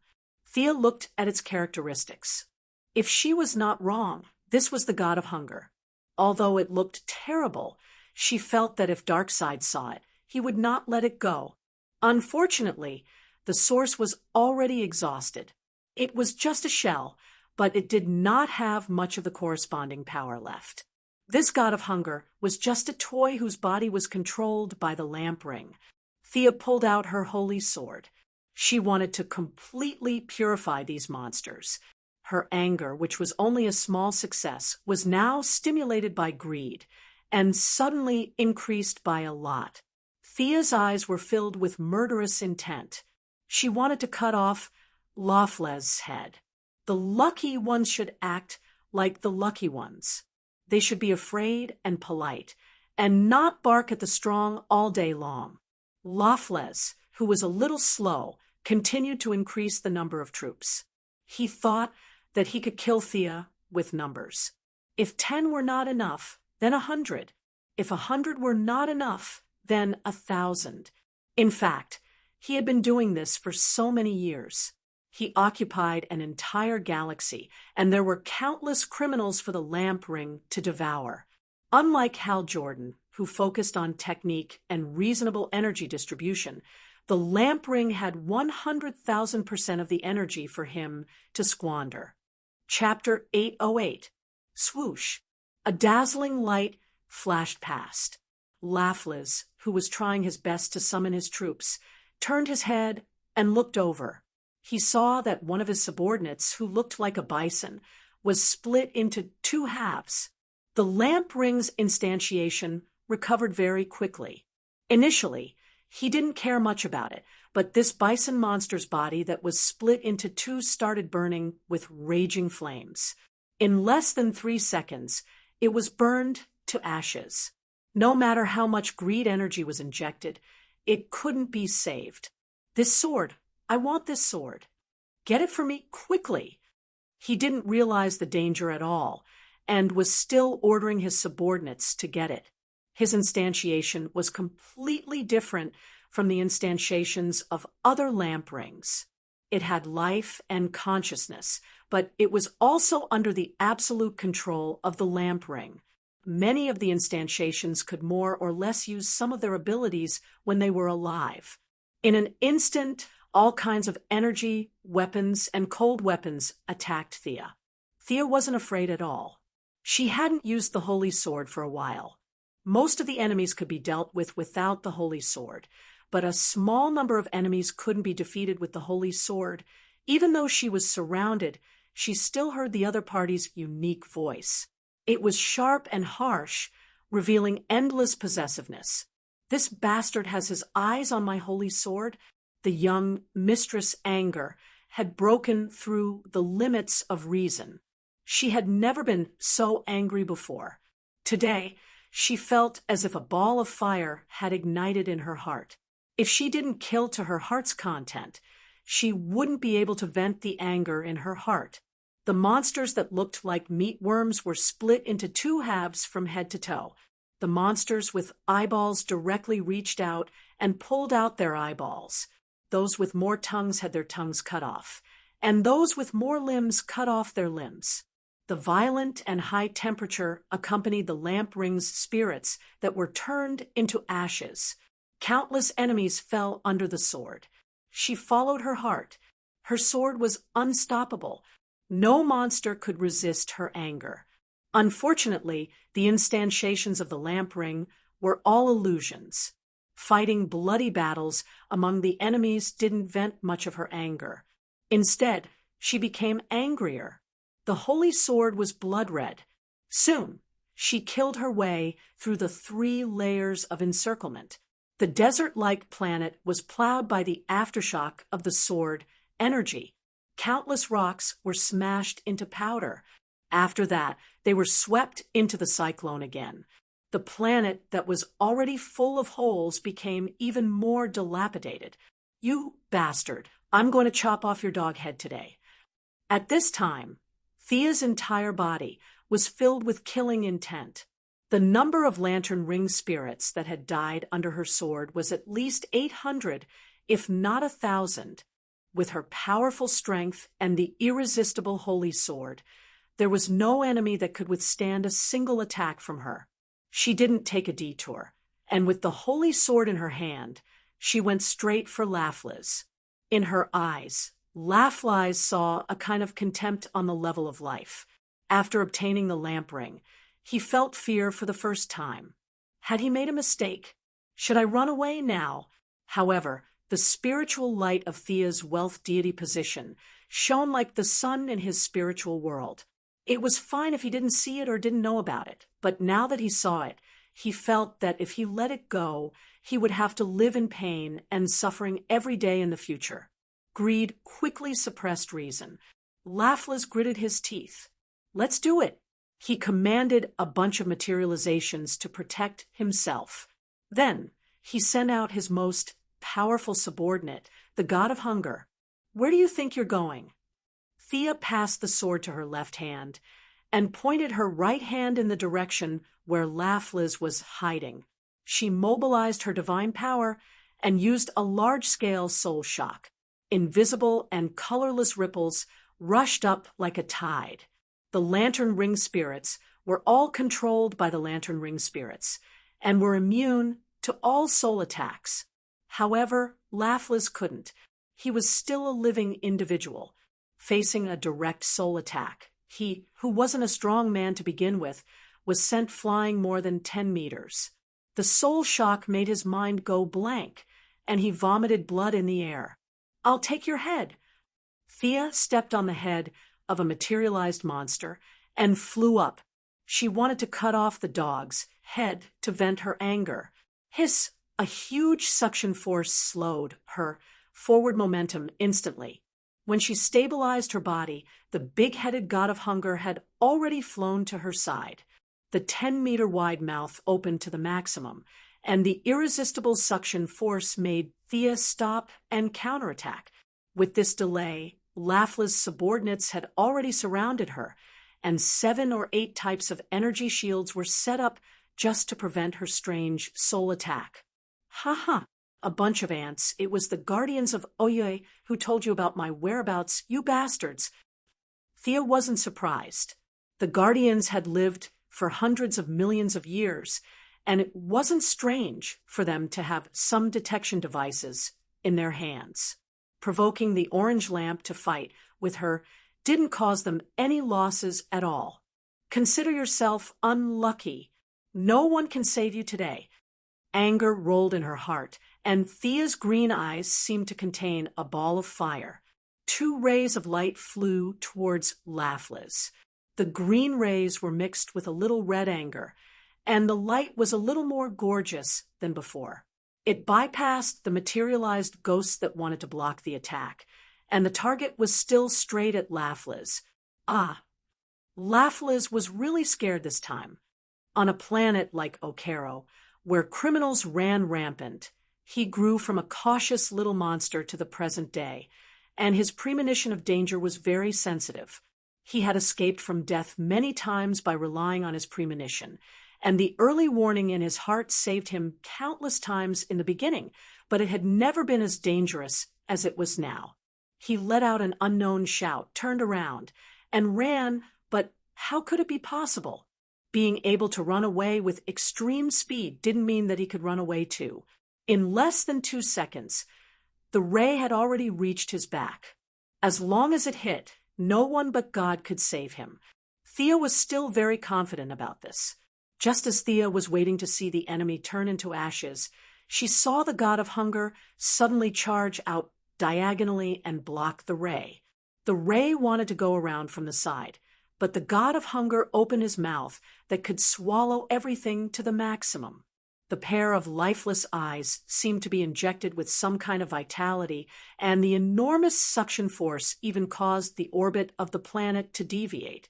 Gravel, soil, bones, and countless other things were sucked in, under the effect of the suction force. The ray's angle was visibly deflected, and finally hit the mouth of the god of hunger. The ray disappeared into the big mouth, and the god of hunger seemed to have obtained a rare satisfaction and relief. The big mouth slowly cracked from the center to the surroundings, and the cracks became bigger and bigger, and finally turned into a pile of dust. Ouch! Thea felt that her head was stuffed with an iron rod, and her vision turned black. On the other hand, the god of hunger, a new god who didn't leave his name in the original time and space, was completely obliterated by her. Unlike the group of vengeful goddesses under the benevolent grandmother, those were all false gods, existences without origins, and were gods who relied on various means to force themselves to become stronger. The god of hunger was now an empty shell, but he used to be a real new god. Obliterating him was a big burden on Thea. Fortunately, there was a fundamental difference between the two. Thea slowly rubbed her forehead, and her beautiful eyebrows wrinkled into a ball. She forcibly controlled her boiling spiritual power, smoothing it out little by little and suppressing the discomfort. Chapter 809. Accidentally killing the god of hunger gave her a splitting headache and made her grimace in pain.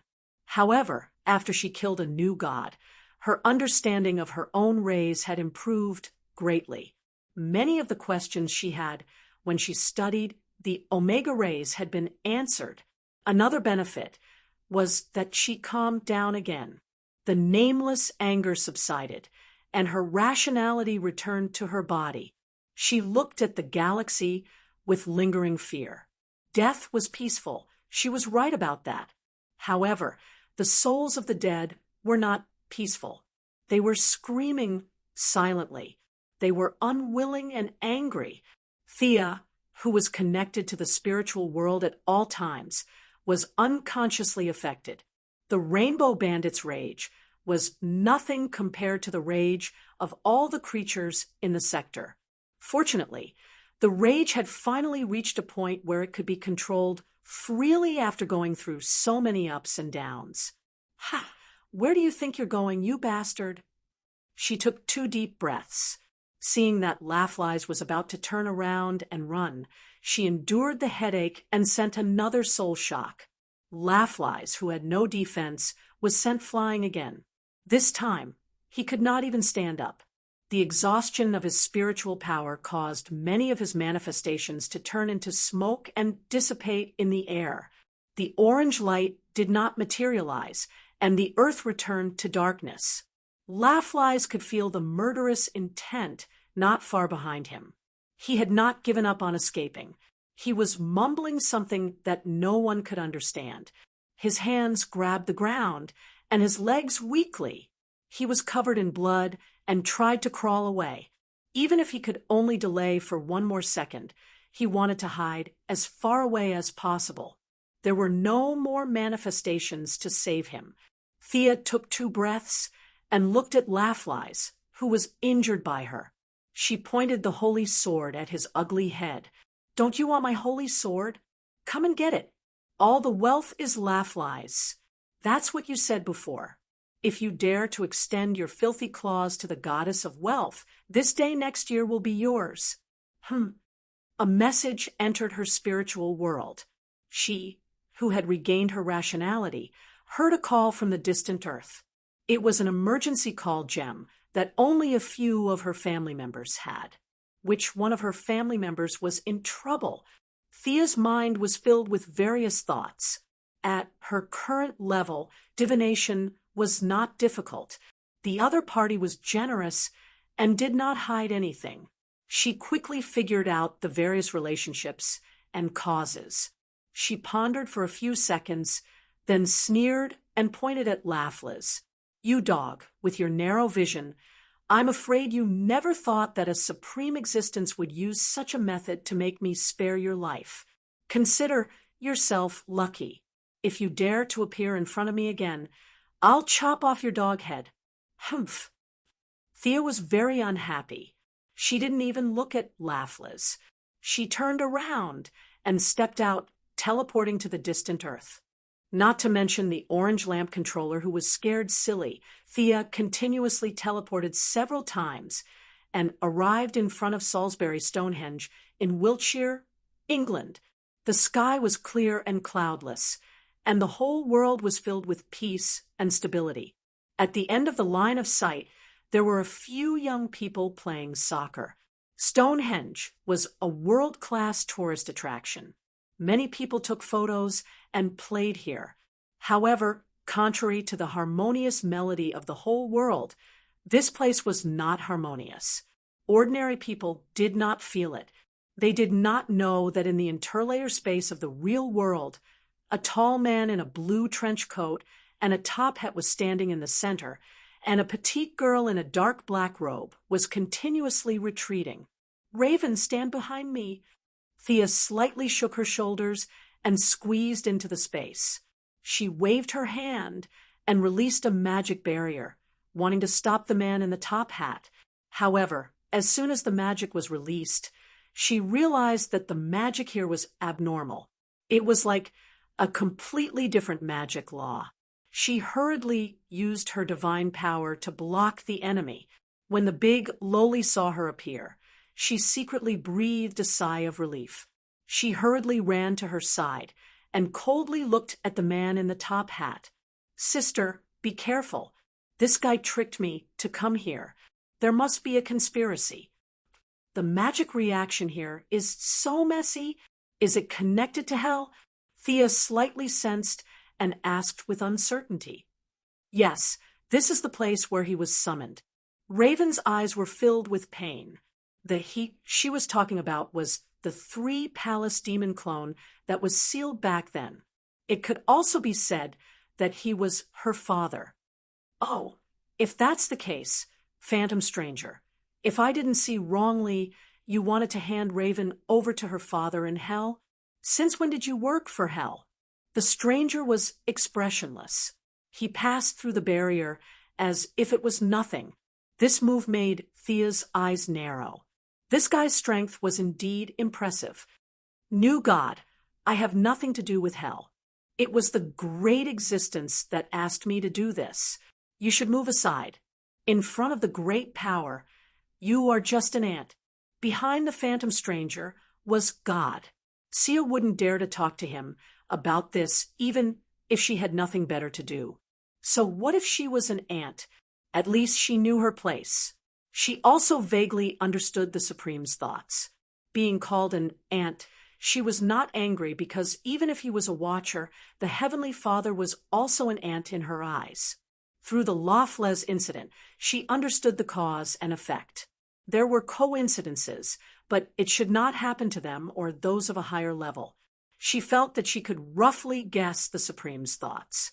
He wanted to watch the show, the various conflicts of interest, and the bonds between people. Otherwise, he would be so bored as to create the world and create humans. He would have the time to sleep, all right? Thea avoided talking about the great power because there was nothing to talk about. She avoided the main topic and prepared to talk to the stranger about himself. You know that I am the goddess of wealth, right? Looking at your expression, you should know. But do you know that the 30 silver coins hanging around your neck are also under my jurisdiction? Although it is covered by your cloak, the smell of wealth is not hidden at all, right? The sinner who betrayed Jesus for 30 silver coins. Judas? That was your name in the past, right? Thea was not lying. She did feel the smell of wealth.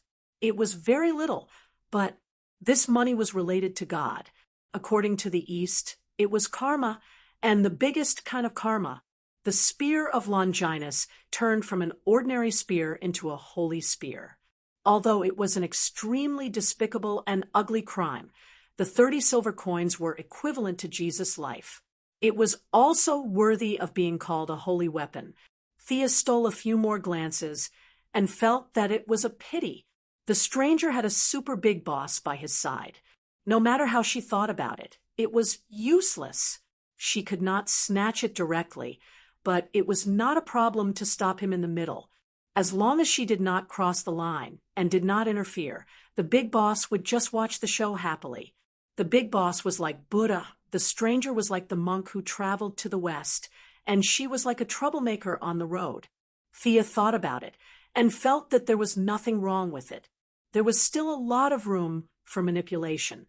Chapter 8:10. I used to be Judas. Countless people know this. There's no need to hide it.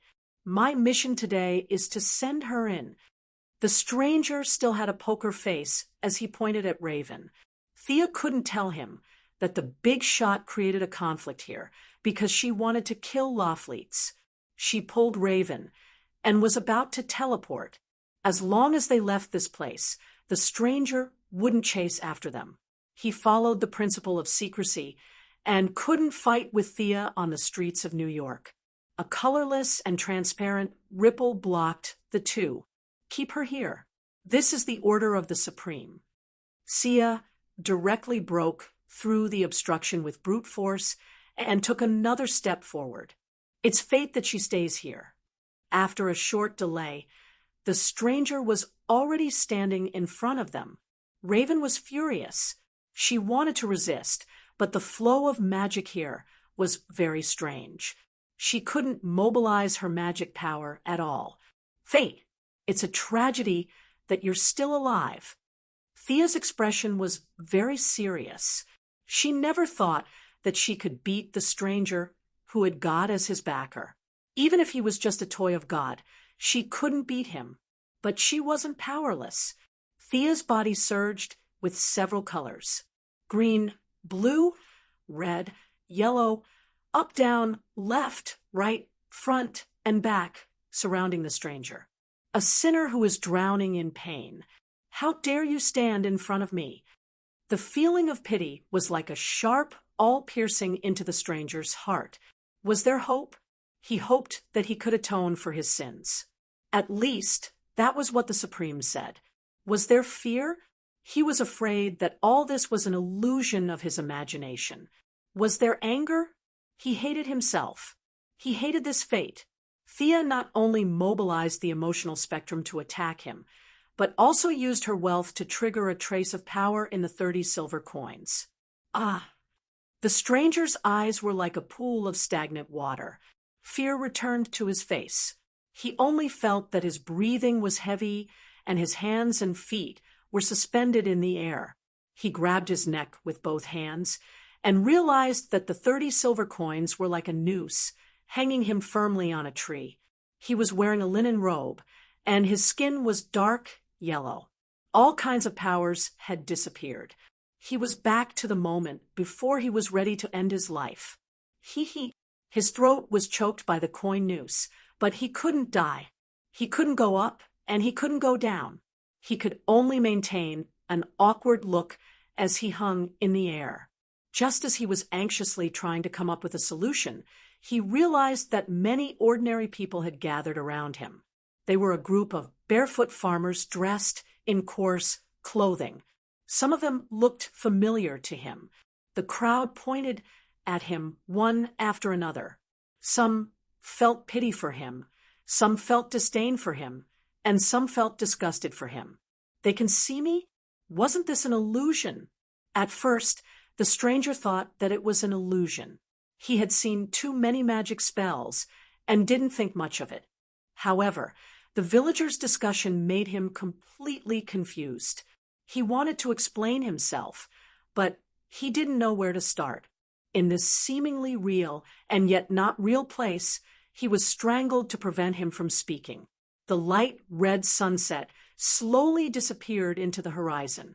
The villagers cursed for the whole afternoon and went home satisfied, leaving the poor people still hanging on the tree. The crowd gradually dispersed, and the graceful young lady finally revealed herself. You? How could the stranger not know that this was all her doing? Unfortunately, he couldn't get out of this situation. What about me? Did you feel bad when you heard the villagers' discussion? Did you really choose to hang yourself to atone for your sins? I'm afraid it was because of these words that everyone said you were guilty. You automatically thought that you were guilty and went to atone for your sins. You don't even know what your sins are. For 30 silver coins, you chose to betray yourself. For some rumors, you chose to end your life. Your fate was never in your own hands. You are like duckweed in the river, floating from one side to the other. It's ridiculous that you are still thinking about atoning for your sins. What sins did Raven have? You want to push her back to the side of the 3 palaces. A kind and righteous soul has been abandoned by you again. Is this how you atone for your sins? Tell me loudly. Thea got angrier as she spoke. Damn it! Are you retarded? The stranger felt the noose around his neck loosen, but he was speechless. Thea wanted to continue, but she found herself back in front of the giant stone array. The stranger was still standing in front of her, and Raven was holding her hand with a nervous expression. Everything around them had lost its original color. Their surroundings were neither black nor white. Instead, there were colors that Sia could not name. In this bizarre world, there was a dirty schnauzer standing there, looking at the 3 of them curiously. You have finally appeared. This is the biggest boss I have ever seen. Thea almost jumped up, but she hid her emotions well. Confusion, fear, and a little confusion. Previously, when the silver coins didn't reject her use, Thea knew that God, or rather, God's Smuff, was happy to see her succeed. He didn't object to her playing the stranger, and he even had the intention of sharing his experience with her. It was impossible for her to bow down to him. After all, she was an actor in this movie, and Raven was at most an extra. They didn't have the right to talk nonsense with the director. It was better to just watch the show. The young lady chose to observe with some uneasiness. Who is this? Or what? The big, lowly Raven was a little confused. The little dog on the ground looked ordinary, but when she felt it carefully, she felt like she was facing the entire universe. This kind of vast and ethereal feeling was something that even the 3 palaces of demons couldn't compare to. Thea pulled her back, indicating that she should be on guard and not speak. The boss didn't even look at them. He turned to the stranger and said, I'm afraid you still don't understand. The world doesn't need you to save it. The one you need to save is yourself. The stranger returned to his poker face. He pulled open his cape, revealing the 30 silver coins hanging around his neck. You said that as long as these silver coins are all removed, my redemption will be complete? He wanted to say, why didn't you keep your words? But he didn't dare. The boss looked at the 3 silently, making Thea's hair stand on end. Your journey has just begun. I'm looking forward to the next part. The Schurzena in front of them suddenly became tall and big. Thea stared at him without blinking. His every movement seemed to contain countless truths. In an instant, it was as if she saw the alternation of the sun, the moon, and the stars, and the replacement of races and civilizations. Not knowing how long had passed, Thea suddenly realized that the stranger had turned around and left without a trace. When she regained her senses, she found that she was in a vast wilderness. The sky was dark, the ground was red, and there was a strong smell of sulfur in the air. It made her sneeze twice. Not far away, there were countless souls wandering around. Chapter 8:11. Welcome to Hell, New God. The stranger's tone was unfriendly. She was probably still brooding over the previous illusion. Thea didn't need her to remind her. Hell was on the same level as the new creation star and the apocalypse star. They were all higher than the parallel universe she was in before. She noticed it immediately. Trust me, I'll definitely find a way home. Raven was trembling from the aura here. Thea patted her shoulder. I'll first seal the characteristics of your magic power. Bear with it. With that, she drew a magic circle on each of Raven's limbs. The evil magic power, unique to the 3 palace demon, was finally retracted. Raven now looked like an ordinary girl who knew some magic. However, time was short, and there were many problems with her seals. She might be able to hide the characteristics of her magic power, but she couldn't hide her bloodline. They could only pray that this place was far away from the 3 palace demons' main body. Humph, you should be more concerned about yourself. Your divine power is as dazzling as a torch. You're not welcome here. The stranger continued to speak coldly. Thea rolled her eyes. Nonsense. Do you think I don't know this? She had already tried. The mother box was directly blocked.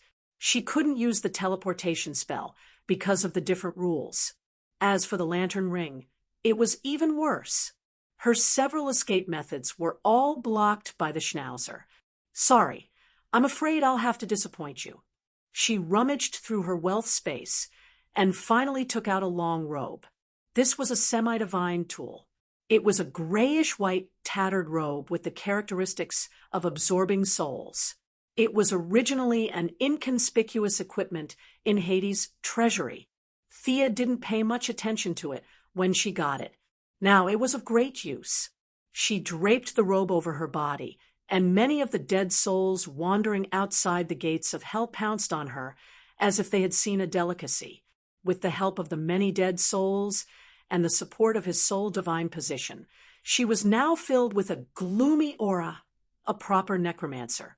The stranger was so shocked that he was speechless when he saw that she had transformed into a living person.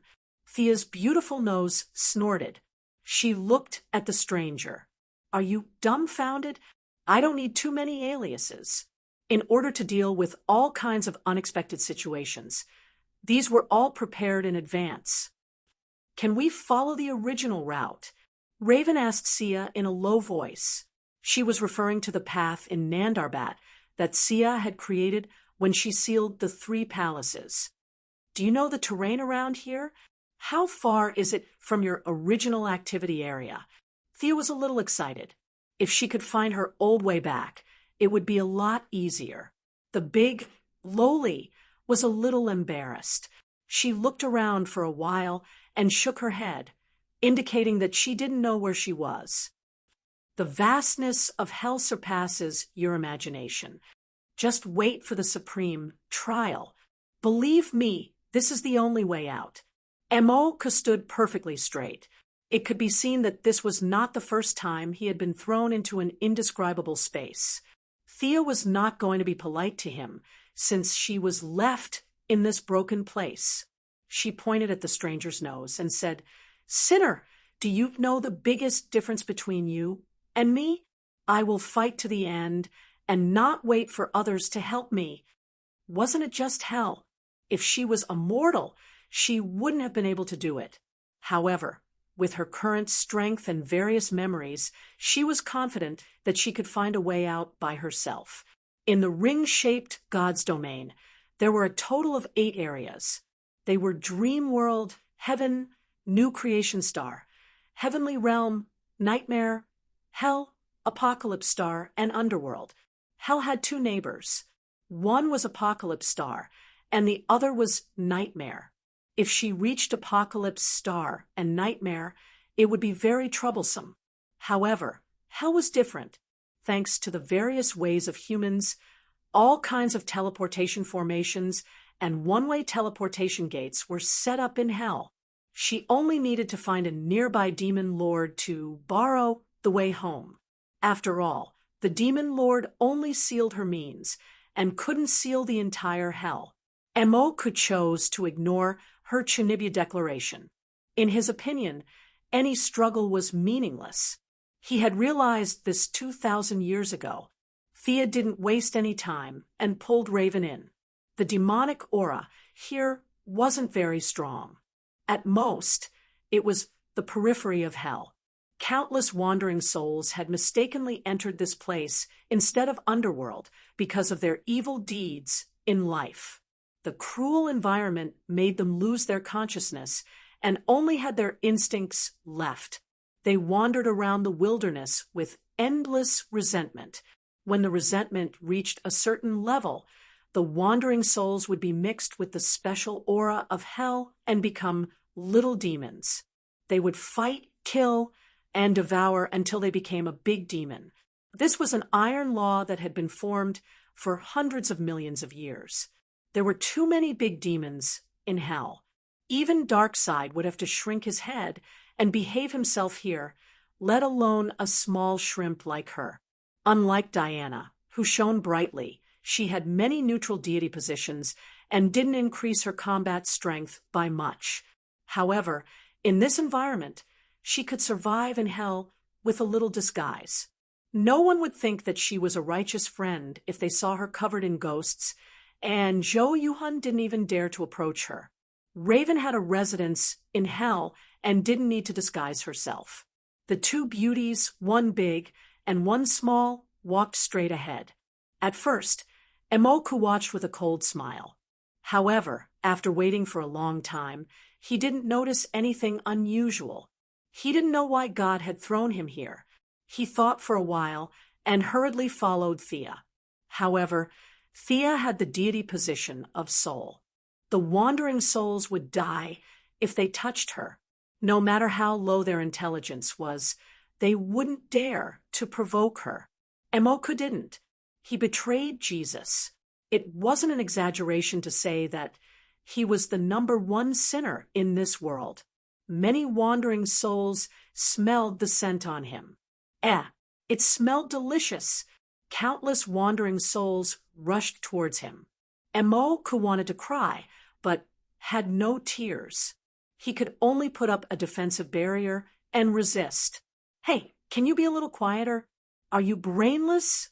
Don't you know that you have to keep a low profile? Emoku chose to remain silent. He wasn't an idiot.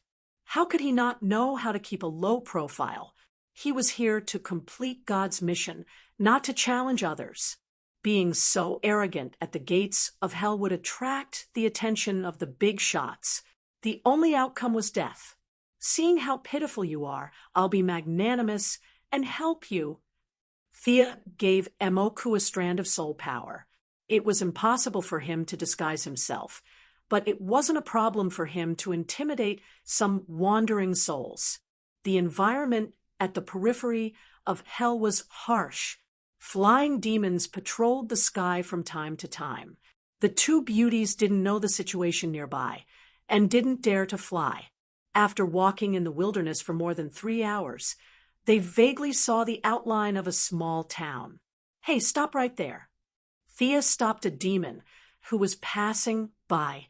Previously, there were a few demons who were hunting and collecting supplies. They saw her undead aura from afar and chose to take a detour without exception. Now, the demon she stopped seemed to be doing better than the previous ones. This was because he was wearing a half-body leather armor and was riding a hell warhorse with fiery eyes. Chapter 8:12. Thea's body was surrounded by spiritual light transformed from wandering souls, scaring the demon. Hell wasn't far from the underworld, so it was normal for a few necromancers to come here. Tell me, who's the lord nearby? Thea didn't ask for directions directly. In her opinion, most demon lords had a direct route to Earth. She just needed to pick a less powerful one. It's Lord Nibiros. The demon said, trembling. This demon was 7 meters tall, had red skin, no wings, and no spell-like abilities. In short, he was weak, but he could ride a horse in hell, so he was at least at the level of an elite. Thea looked at him a few times, but there was nothing special about him. He was just a little stronger than an ordinary person. He could tell from the soldiers that this Nebaroth was not much stronger than the leader. She remembered that the demon fighting the blue devil was called Nebiros. This stupid name was awkward and tongue-twisting, so Thea wasn't sure. "From now on, you're my servant." The demon was a little dissatisfied, but Thea threw him a piece of fine gold the size of a fingernail. His dissatisfaction immediately turned into joy, and he hurriedly nodded in agreement. As a servant, he couldn't ride a horse, so he let his master walk. The demon named Tuss handed over the horse, and Thea started riding with Raven in her arms. As for Mr. Phantom Stranger, you can continue with the 11th route. After accepting a servant, Thea asked about the current situation in Hell. Tuss didn't know how the great demons fought with each other, but Hell was severely lacking in basic resources. He kept complaining, and it was shown to Thea. The lack of resources was to the point of being severely lacking. Thea was also stunned. How did this happen? It can't be that God knows I'm rich, so he sent me to Hell to help the economy and stimulate domestic demand, right? She originally wanted to find a portal and leave, but Hell's current situation made her think deeply. She had money. This money included all the daily necessities, minerals, weapons, and precious equipment. The Zergs of Kerrigan didn't produce, and they piled the resources of 2 sectors on the main planet. The insectoids only needed to reproduce, and their need for resources was the lowest in the entire universe. All the assets would be shared, and the consumption would be minimal. There would be no such thing as 6% of the population consuming 50% of the resources. After tens of millions of years, they had plundered hundreds of planets, and their accumulation was a terrifying number. To show his sincerity, Kerrigan handed over 70% of his race's wealth. Now, Thea's inventory space was filled to the brim. It was almost full. The amount of refined gold and mithril in her hands could be measured in thousands of tons. It was simply too much. As if to prove her conjecture, money paved the way for her. She had already recruited more than 300 demons and 12 hell steeds when she arrived at a small town. Although the old Phantom Stranger said that he wasn't willing, his body honestly took over the reins. A few pieces of metal and a few sharp Zerg claws were all that was needed for the deal. Of course, her act of flaunting her wealth and showing off her wealth also attracted a lot of malice. However, she had extracted the souls of all the attackers and turned them into zombies. Now, they were following behind the army mechanically. To symbolically threw 2 coins, and the group entered the town. Paying the entrance tax meant that they acknowledged the rule of the local lord. They could enter the market and do some repair work. If they didn't pay, they could continue to wander in the wilderness. Along the way, there were quite a few groups like them. There was order in the chaos. Thea defeated 2 waves of attacks in a row. The 2 leading demons were killed directly.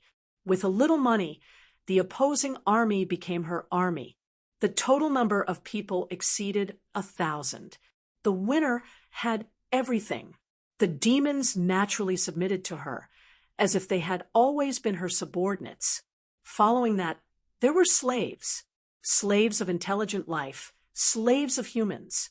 Men and women with stooped bodies, wrapped in rags, followed the demon soldiers with numb faces and walked to her side. You can't save them. They're already dead. The stranger was afraid that her righteous heart would explode, and she would kill them all. Thea felt that he was overthinking. How many good people were there among the humans who had fallen to hell? These people were greedy when they were alive and couldn't wait to sign a bunch of agreements. Naturally, they had to pay the price after death. This was in line with the rules of the trade. She changed the topic. Why are you still following me? Didn't your supreme give you a mission? The stranger was depressed when this question was brought up. He didn't even receive a notification. He shook his head and didn't say anything. What's the name of the being you serve? Voice of heaven. I didn't serve him. Let me give you a piece of advice. Don't judge him with the standards of your new gods. Thea chuckled. What's there to be proud of? If not for your boss being super fierce, I would have killed you long ago. That Nibiros lives in the castle in the northwest. I'm going to take him down and see if there's a way back. If you don't receive a mission notification, you can come and find me. Thea finished speaking and led the large group into a small castle. This was the base of the demons that had attacked her before. Now it was successfully taken over. Spears and armor were distributed. Regardless of the actual combat strength of the demons, under Thea, they looked quite impressive from afar now that they were armed.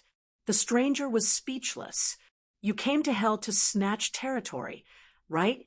You didn't even say anything and directly started fighting for supremacy? He felt that he couldn't understand Thea at all. What exactly was she after? Puzzled, he waved goodbye to them. The stranger felt that the voice of heaven would only give him a hint after leaving this group of people. Leaving the young lady who was preparing to play the game of supremacy, the stranger and the master, God, had a tacit understanding. Just 5 minutes after leaving the large group, he heard a voice that was as vast as the sky. Find yourself and find your family. No, my family is innocent. You can't drag them into this. The stranger's expression changed drastically. It was as if the string in the deepest part of his heart had been touched. He roared at the sky agitatedly. Unfortunately, hell was still the same as before. The blood-red sky seemed to be announcing his tragic fate. They're innocent. They're ordinary people. They don't know my identity. I beg you to let them go. The stranger kept crying. The surroundings were silent. Time and space were still. He could see the malicious gazes of the demons around him. He could see Thea's large group entering the castle, but no one noticed him. He was thrown into the gap between time and space. Okay, I'll look for them. I'll go look for them now. After some time, the stranger calmed down. The surrounding time automatically returned to normal. He searched around like a madman. Not here. These people weren't. After passing through one demon city after another, he finally saw 3 familiar figures after an unknown period of time. Chapter 8:13. Ellie, Tim, Elena, I'm here to save you.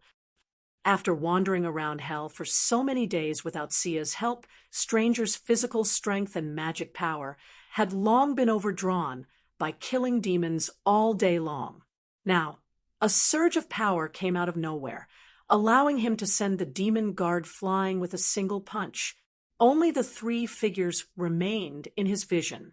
They were his family in the modern world, or rather, the family he had formed in the past 20 years. He loved his wife and his 2 children, but he never thought that he would drag them into hell. An ordinary woman with 2 ordinary children. They were not Thea, who could fight Darkseid for half an hour. They did not have the wealth of 2 sectors, nor did they have the ability to survive in hell. Time flowed differently, and Stranger did not know how long they had wandered in hell. Heartbroken, Stranger found his wife with her back facing him, lowering her head and gnawing on rotten meat. The light in his 2 children's eyes had long disappeared, and they were numbly following the group. I'm going to kill you all. Stranger raised his arm, wanting to kill these demons. He could not even use a 10,000th of God's power, but that little bit was enough for him to not fear any enemy. The scene of demon corpses littering the ground did not appear.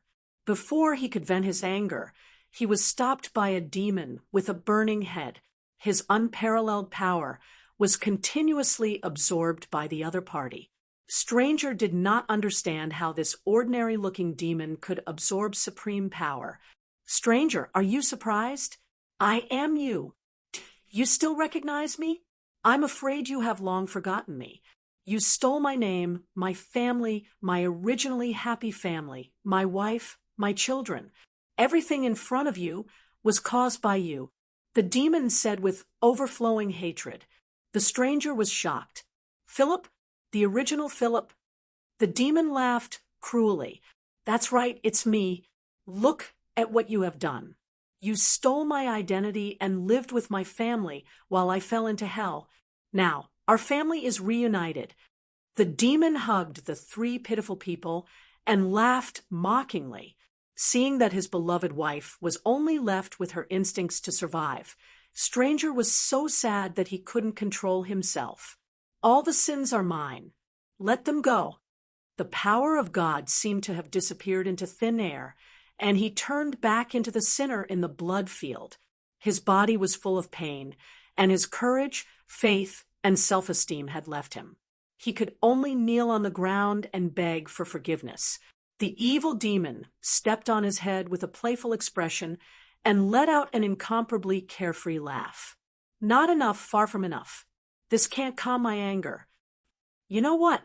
Those memories that made it hard for me to breathe, and the pain that drowned everything. I originally had a kind family. I had my own life, but you've ruined everything. The demon crushed the stranger's head with his foot. You have to pay the price. In their place, I am a sinner who has betrayed Jesus, the Son of God, the most wicked man in history. Let them go and lock me up. It is the only thing I can do for them. Please. Following stranger's words, the devil pondered for a moment before nodding. Many sinners let out an unknown howl, and the wandering souls in the wilderness also let out mournful cries that reached straight to their souls. The entire hell seemed to be dizzy. Because of this, the world's greatest sinner had voluntarily entered hell.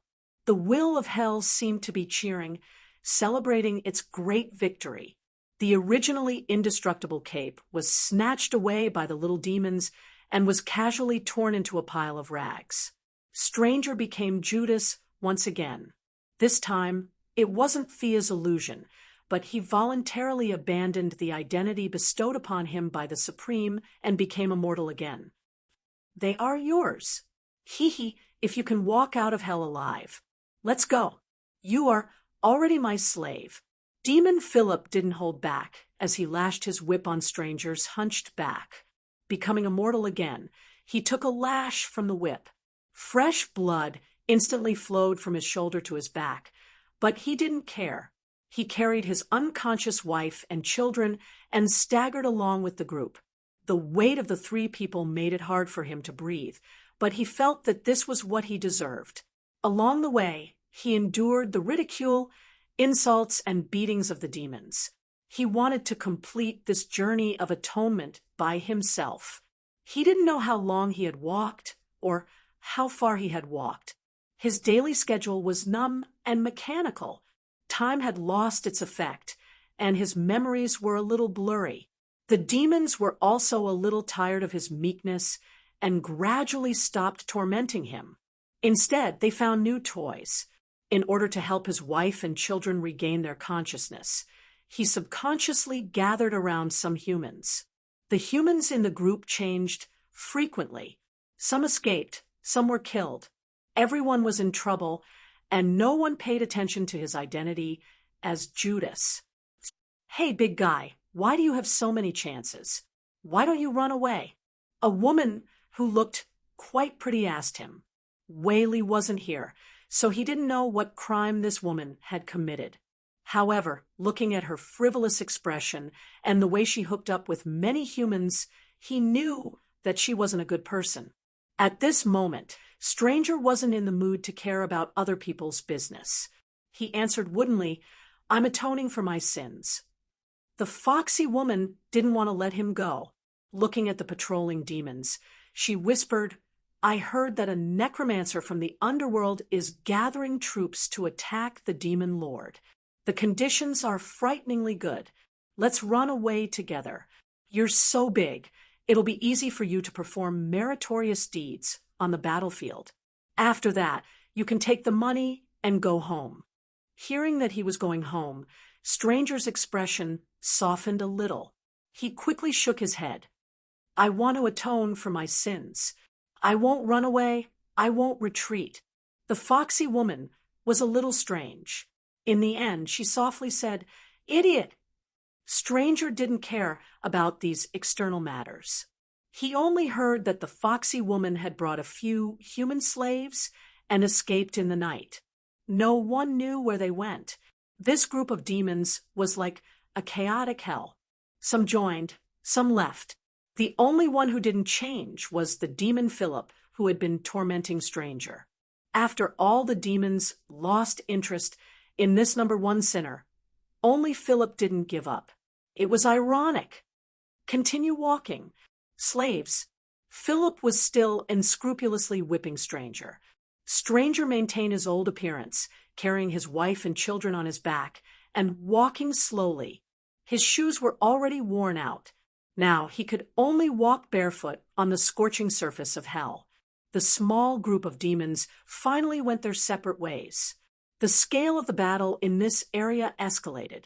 The new necromancer wanted to take over this area and build a city of death. The original demon lord naturally didn't agree. Both sides had been in a tug-of-war for a long time. Most of the demons, except for Philip, were attracted to the battlefield, no matter how slow Stranger was. He knew that this remote corner of hell was in complete chaos. The originally peaceful life had been replaced by the flash of swords. That guy really knew how to cause trouble. Chapter 8:14. In the dead of the night, Stranger would think of Missy.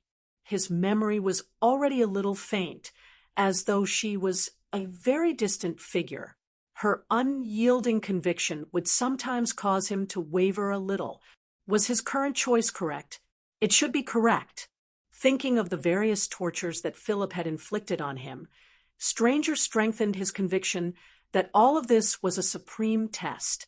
However, this conviction of his was shaken the next day, when Philip's throat was pierced by a bone arrow from afar.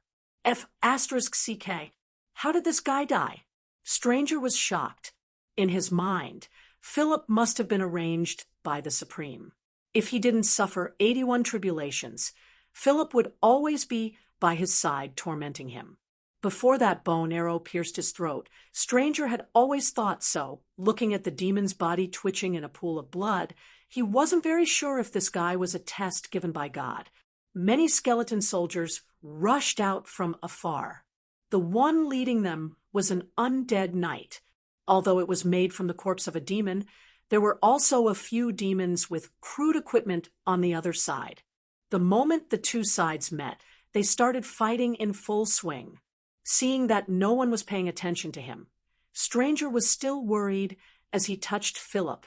This demon that had tortured him for an unknown period of time was bleeding all over the ground. He was already dead. Stranger's heart turned cold. This guy didn't seem to be the target of his atonement. Then why was he tormented for a few months? Where's my cape? Where's my mighty power? How was it possible for him to find back the ability that he had discarded like a pair of worn-out shoes? The scale of the battle wasn't large. Stranger's life experience could be said to be rich. He hid far away from the battlefield. Hey, give me back my ability. I beg you, I want to send my wife and children back. Stranger shouted towards the sky. Unfortunately, no one cared about him. It was as though he had never existed. If he could find someone to help, at least his wife and children could return to Earth. After eliminating all the demons, there was only one choice. He had to turn back and look for Thea, regardless of whether it was to restore his wife and children's consciousness or to send them back to Earth. The help of the soul goddess was indispensable. However, to find someone in the vast hell was really difficult. Fortunately, Thea couldn't stay idle. Now that she was attacking the city, it was easy to find her. The stranger's luck was not bad. Or perhaps it was better to say that God looked upon him with pleasure and did not make things difficult for him on this road. Carrying his wife and child on his back, Stranger finally arrived outside Thea's camp. There was an army of nearly 1,000,000 demons stationed here, as well as an equal number of undead. There was a huge bronze city at the end of the line of sight. Countless demons were fighting to the death. Occasionally, high-level demons would join the battlefield to stabilize the battle line and prevent the enemy from climbing the city walls. The city was brightly lit, and there was a huge stone pillar erected in the middle of the city. The light of magic flickered on it, emitting bursts of evil light. The attacking side also lit up the ghost lantern. The pale white light caused the movement of the undead, and the strength of their attacks increased by 10%. The stranger waited bitterly outside the camp for 3 days, but still didn't manage to sneak in. Are you really a god under the Heavenly Father? Hiding behind a large rock, the stranger was very gloomy. Thea didn't dare to make a move, as she was afraid of exposing her identity. Her strategy was to attack the city regardless of the losses. During the day, her demon army would attack fiercely, and at night, the undead would continue to fight, day and night. The demons suffered heavy casualties. She wasn't afraid. She could recruit soldiers from further away. She could pull a large number of them with a wave of her hand, and the price she had to pay was almost negligible. There were corpses all over the ground, and with her attainments in magic, she could pull up thousands of undead with a wave of her hand. The morale of the defenders declined quickly. The stranger saw it with his own eyes. Demons who didn't know what loyalty was jumped off the city walls and ran to the attacking side to participate in the siege after receiving the bounty. The demon lord Nibiros had personally participated in the battle several times, and only then did he barely manage to repel the enemy. But as the difference in numbers between the enemy and their side increased, Nibiros went from fighting occasionally to fighting frequently, and even to the point of being a permanent resident. His destruction was only a matter of time. With a loud bang, the huge gate that weighed dozens of tons was broken by the siege chariot. The 2 broken pieces of the gate seemed to indicate the fall of the city as they fell to the sides. The green-skinned Nibiros was at a loss. He wanted to repel the enemies on the city walls, but he also wanted to block the gate. Unfortunately, there was a limit to what he could do in the face of the flood of enemies. He wasn't strong enough, and his territory was only a remote corner of hell. He didn't attract much attention at all. "I'm going to kill you." The green-skinned demon saw a black-robed figure floating in front of him. His claws were like sharp swords. He wanted to tear the enemy apart. Idiot! The person who came was naturally the young miss. Neither Raven nor she could use too much strength. Otherwise, she could take on 10 of these demons with one hand. She pointed a finger, and a large amount of magic power with a trace of soul divine power appeared. Like a drill, it spun at high speed and broke through the demon's mental world, blasting a hole in it. From today onwards, you are a skeleton guard. The demon's flesh and blood quickly melted, turning into the spiritual fire necessary for undead creatures. The originally tall and sturdy bone armor let out crisp, cracking sounds. Under the guidance of the soul, the former demon and current skeletal guard, Nibiros slowly stood up. The rest of the battle had no suspense. The demon lord had turned into a ghost, so the remaining demons naturally wouldn't fight for him. When they heard that there was a reward, they all put down their weapons happily. All the demons stood together happily like a family. "Tuz, gather the undead army. I want you to sweep the city from east to west.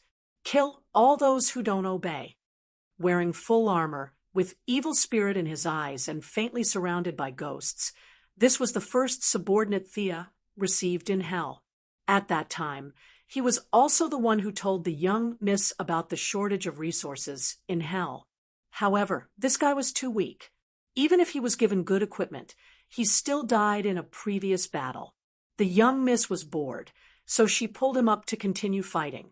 She didn't expect him to have some talent as an undead knight. He gradually became one of her generals. It could only be said that the world was unpredictable. The remaining demons were very mixed. She found a few leaders and ordered them to divide their territories. She didn't care about the trivial matters. "Sister Thea, when are we going back?" The big lowly raven was bored. In the first few days, she was unbearably worried, afraid that the 3 demons would come to kill her. She slowly relaxed after a while. "Hee, we can't leave until we find that guy." At first, Thea only recruited a few servants to make herself more comfortable. Later, she slowly understood. She was just a background in this movie, used to set off strangers' misery. The better she was, the more she hurt stranger, and the happier that Supreme would be. Chapter 8:15. After carefully probing a few times, she realized that hell did not care about her taking over a piece of land, and God did not care either. Hence, she began to play this game happily. Raven was not an idiot. On the contrary, the black-bellied lowly was frighteningly smart. Seeing Thea's strange expression and the mention of him, she immediately understood half of it. It was that person's order to let you enter hell. No one can resist, so you have to come. No matter what, you have to do something in hell. Thea was careful with her words. Seeing that the big lowly seemed to understand, she immediately shut up. She could not say too much about this. In short, if the big boss told you to come, you had to come even if you didn't want to. After you come, you can do whatever you want. The big boss is only responsible for building the stage. After that, he will naturally move a stool to watch the show. Act according to his script. If he is happy, even if it is slightly different, it will be a surprise. Thea did not know if her guess was right. She seemed to have a plan, but in fact, every step she took was like walking on thin ice. Fortunately, she had tested it a few times. This script was very loose, and she had a lot of space to act freely. She completed the mission with trepidation. Unexpectedly, the will of hell was also very satisfied. It gave her a feeling of, "You are very good." She did not know whether to laugh or cry. Slowly, the small fights became fierce attacks. Raven's eyes were twinkling. She went to look for Nibiru's collection. She put her right hand behind her head and rested her 2 long legs on the table. She was thinking about the next step of the plan. After some time, she realized that she had fallen asleep and Raven was shaking her. She quickly put on the necromancer's vest, tied up her hair, and put on the hood. "Oh, we found him." Raven felt that this big sister had overslept. "There are no outsiders here, so you don't have to pretend." Thea rolled her eyes with a stern face. "I am being cautious, do you understand?" She carried the rack and walked out of the inner room. "Master," an unusually coquettish female demon, knelt down on one knee. "Oh, Mechanset, you have done well this time. Go and rest." The coquettish female demon was full of joy and left immediately. Only then did Thea take off her hood and look at the stranger, who was brought in after finally meeting someone she knew. "Yo, Sir Stranger, what are you doing? To experience life?" At this moment, the phantom stranger was a perfect example of what it meant to be down and out. He had no shirt, no shoes, and only wore ragged linen pants. His body was covered in whip marks, and his forehead looked like it had been hit by a stick. Blood was still flowing down his face. In order to see Thea, he really spent a lot of effort. It was not until he saw Mechanut, the demonized woman who had persuaded him to escape together, that he finally found the organization. The sadness in his heart was indescribable. He didn't even hear the teasing about experiencing life. Instead, he asked the most important question: "Can you restore my strength?" Thea looked at him in amusement. Ha ha ha. You think too highly of me. I can't do it. The eldest miss directly refused. The power of God. Can I help you recover? No matter how he thought about it, it was impossible. Actually, that power has never left you. It is in you. Before she could finish, she was interrupted by the stranger. Beside me? You said so too. I admit that guy is weird, but you're not qualified. I have seen greater existences. Do you really think you are God? What new God? You are just a bunch of pitiful worms. The difference is too great. You are not qualified to preach to me. The anger that had been suppressed for a long time finally exploded, making the stranger almost crazy. The grief in his heart could no longer be suppressed.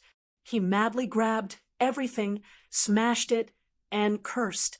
From God to Thea in front of him, and then to those stingy neighbors when he lived with his wife and children. It was as if the whole world was laughing at him and teasing him. Come on, what other tricks do you have? Come at me.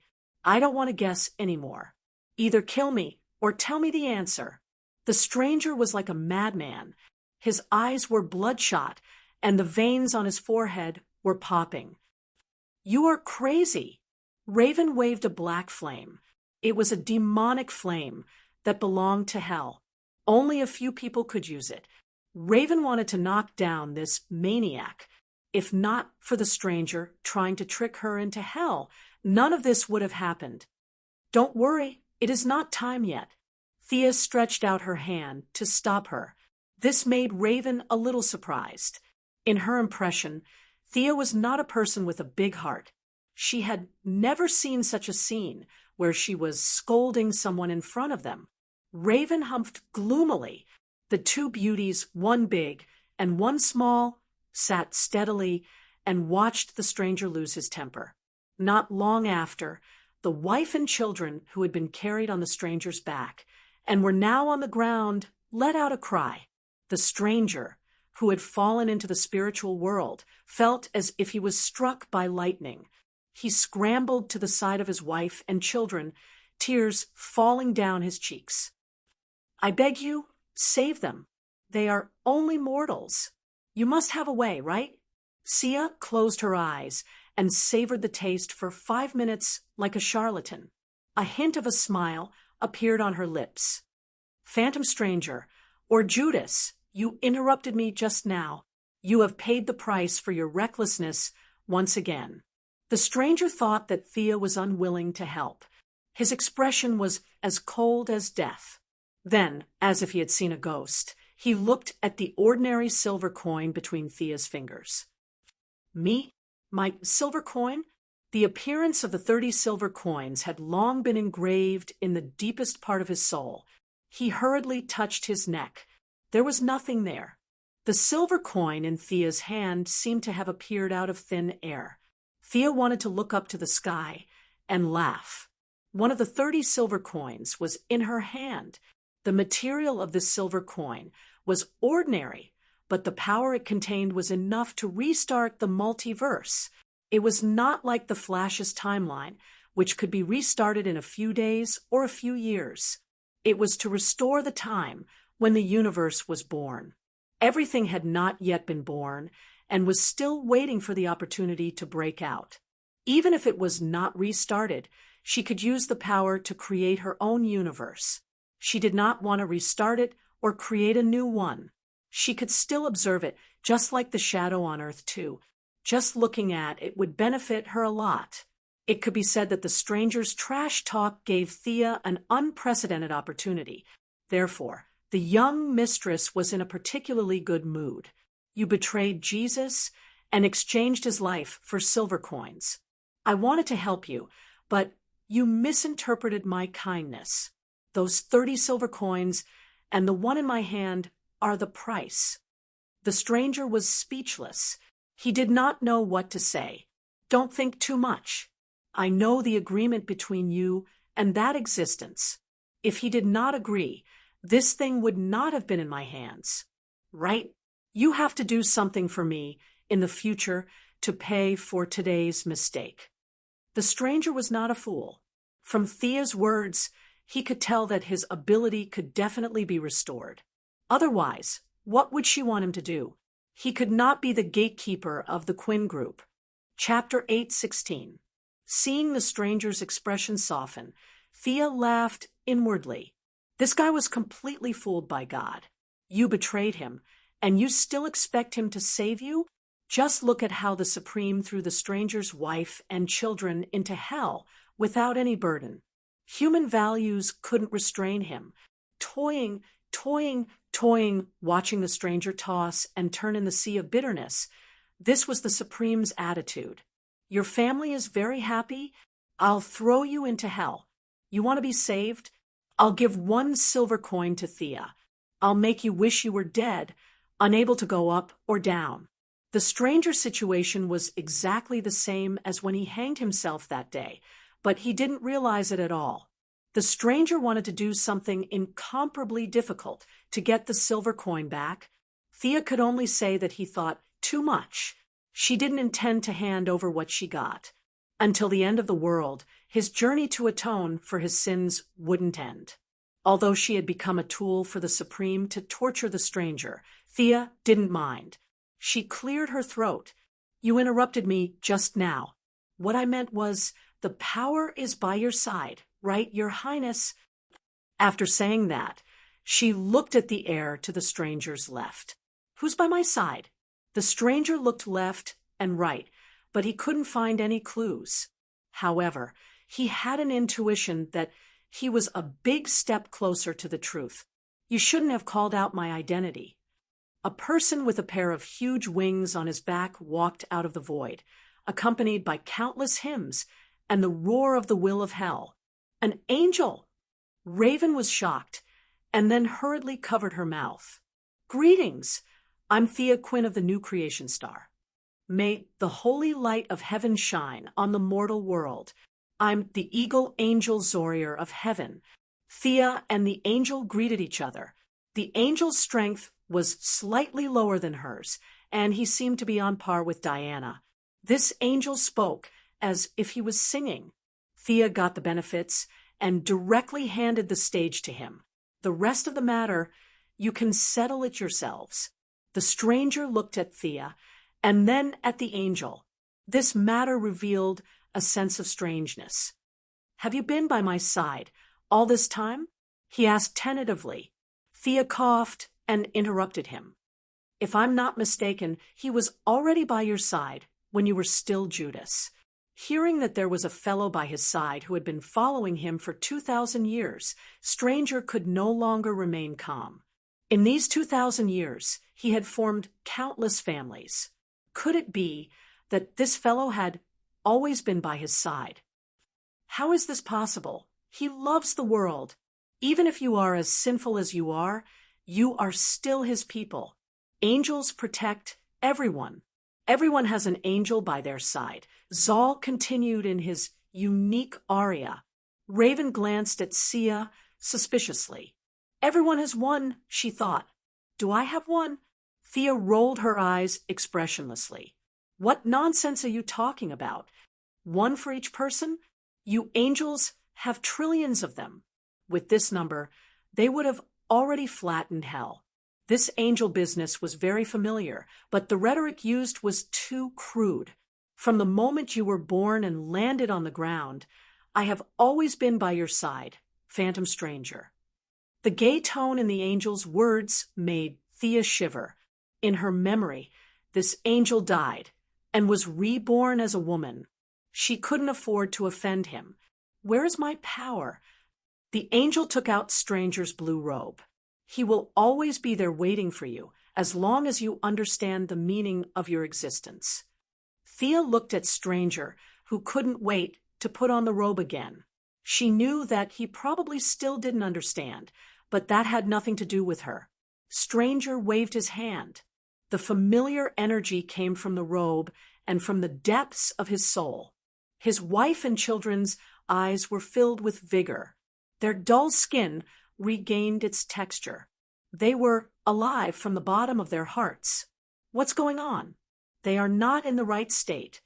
Stranger was shocked. His wife and children were his sore point. Anything could be discussed. He turned to Thea and the angel. They can no longer be revived. What you have recovered is their souls. At least, that's what I think. Thea checked carefully. Angel Zorier was much more perfunctory than her. He said casually, "Take them to heaven. They will welcome a new life there." Stranger's expression changed. He knew too well what a new life meant. It would be a brand new life. His memories of the past would all disappear. His wife and children would be lost forever. He would never be able to find them again. "Help me save them, and I will give you another silver coin," he said with some hope. Oh, Thea's spirit was immediately lifted. If she could get another silver coin, she could choose to create the world directly, observing the various changes. Her realm would instantly rise to an unimaginable level. However, she quickly cut off her greed. Going too far was as bad as falling short. This was Stranger's test, but he didn't say that it wasn't hers. Heaven wanted Stranger to give up his wife and children. Why did she have to interfere? After a mental journey, her heart finally regained clarity. She had already achieved some success in controlling her greedy emotions. "Sorry, I can't do it. They don't have much time left in this world." She pretended to check again and told Stranger the bad news. She didn't say anything else. The very gay angel gave her a kind smile and brought Stranger's wife and children to heaven to be reincarnated. After that, he continued to stay together with Stranger contentedly. Before he left, he invited Thea, but she directly rejected him. She had to borrow a path to heaven, so she might as well go through hell. Moreover, heaven's environment wasn't suitable for her. If she put up a sign in heaven, "Can buy anything, sell anything," the big boss would teach her a lesson. Seeing Stranger and the angel leave, Thea heaved a sigh of relief. The main actors were gone. This drama was over. She could be more casual and not be so restrained. She searched with Raven and found Nibiru's teleportation circle. No one knew where it led to after Nibiru's occupied this place. He was so poor that he didn't even use it. She checked twice and guessed that it was going to Earth. However, she wasn't very sure. It was possible that they were going to an unknown destination. This made Thea more cautious. She had to protect her escape route. If it was Earth, then everything would be fine. If she entered Apocalypse Star and was surrounded by the new gods, she had to make sure that she could retreat. She couldn't lose the territory she conquered. There were many specialties in hell, such as alchemical fire oil that could burn for 3 days continuously, the Earth's core that contained a large amount of heat energy buried deep underground, and the remains of some unknown strong people left here from time to time. Many mages who had nothing better to do came to hell to play, and ended up with all kinds of magic books left behind after they died. Moreover, there were countless evil souls here. Thea couldn't figure out how the souls floated from the underworld to hell. Was it because the underworld was cold and hell was warm here? The market here was huge, and there were many special products. The things she had to pay were very cheap. The Zergs didn't even need to do anything. Any trash picked up by the Zergs could be sold for a sky-high price here. Seeing that the will of hell didn't want to drive her away, she settled down with a clear conscience. Tuss' undead army could be said to be completely loyal to her, but Mechanut, who had transformed from a human into a succubus, was not so sure. The will of hell was very chaotic. Even if there was a spiritual imprint to control it, it was not certain. The Lord of Hell needed to be a demon. Thea could only support Mechanut as the boss, and then leave Tuss and the former Lord, now the skeleton guards, to help. The legitimate demon lord, his powerful subordinates, and the former demon lord formed a balance of power between the three parties. Knowing that Thea and Raven had left, the territory was handed over to her to manage. Mechanut, who was more charming, directly crawled on the ground to show her obedience. Your strength is still a lot worse. She looked at the succubus. She was too weak to control the situation. In the future, this territory would be the window city between hell and the outside world. Mechanut's strength must be stronger. You're lucky. Hell passed a lot of chaotic energy to her. She had no use for it, so she just instilled it into the succubus body. After half an hour of body transformation, when the succubus came out, she was wearing a very revealing red silk robe, a studded belt, a white and smooth back, huge wings, and a slender demon tail. At this time, Mechanut had completely become a demon lord. For the loyalty of the demon, she could only be vigilant. Fear penetrated into the deepest part of Mechanut's heart. Her loyalty for 2 or 3 years should be guaranteed. Thea pulled Raven and stepped on the portal under the eyes of her subordinates. When she stepped out and looked up again, she had already arrived in another world. Chapter 8:17. Who are you? Where's Raven? Thea suddenly realized that the big lowly beside her had disappeared and was replaced by a tall and skinny man. He was wearing a brown robe, and his eyes were rolled back. He was holding a huge book that was copied together with himself. The tall and skinny man looked at her blankly, as if he had seen through her countless secrets. Who are you? Where's Raven? Thea was really frightened. This guy was neither human nor God. He didn't seem to have any strength, but he also seemed to have endless power. Ghosts were probably inferior to him, not to mention stranger. Other than that Shurzina, this was the fiercest guy she had ever seen. Thea missed the good times on Earth. She was the strongest there. Now that she was in the outer realm, any random cat or dog would be stronger than her. Those days were really boring. That girl has already returned to her original world. I'm here to look for you. The brown-robed man's voice was hoarse, but his tone was very polite. The young mistress' beautiful eyes kept sizing up this strange guy. She had some guesses in her heart. There were many big shots in this world, but there were only a few who were so strong that they didn't have any friends. Looking at his appearance, there was only one left. As expected, the brown-robed man seemed to have seen through her thoughts. I'm a member of the Endless family. I'm Fate. Fate. Thea was really shocked. This was a super big shot, the boss of the Endless family. It was said that he was on the same level as Lucifer, the son of God. Lucifer was said to have 50% of God's strength. This was a big shot that surpassed the Heavenly Father, Unkelda, as well as the Watchers and Anti-Watchers. Sia bitterly smiled and made a dumbfounded expression, waiting for the big boss to continue. The meaning of the Endless family isn't control. It's transcendence. It's a higher level of sublimation. Fate is freedom. Death is life. Dreams are reality. Destruction is creation. Desire is hatred. Despair is hope. Fanaticism is rationality. When Fate's boss mentioned that fate is freedom, he glanced at Sia with a meaningful look. His next words struck her like a bolt of lightning. Your desire for freedom has freed you from the shackles of your original destiny. Thea's face turned pale. Before she could even cover it up, the other party's next sentence made her so excited that she almost jumped up. You have the qualifications to become a member of the Endless clan. Fate, death, sleep, destruction, desire, despair, fanaticism. These were the family members of the Endless clan. Which avatar would he be using? Thea's imagination ran wild. In front of the Limitless clan, the new deity was nothing. Just as she was wondering if she should submit to fate, fate spoke again. Female who has transcended her own fate, you shall be my sister. Death.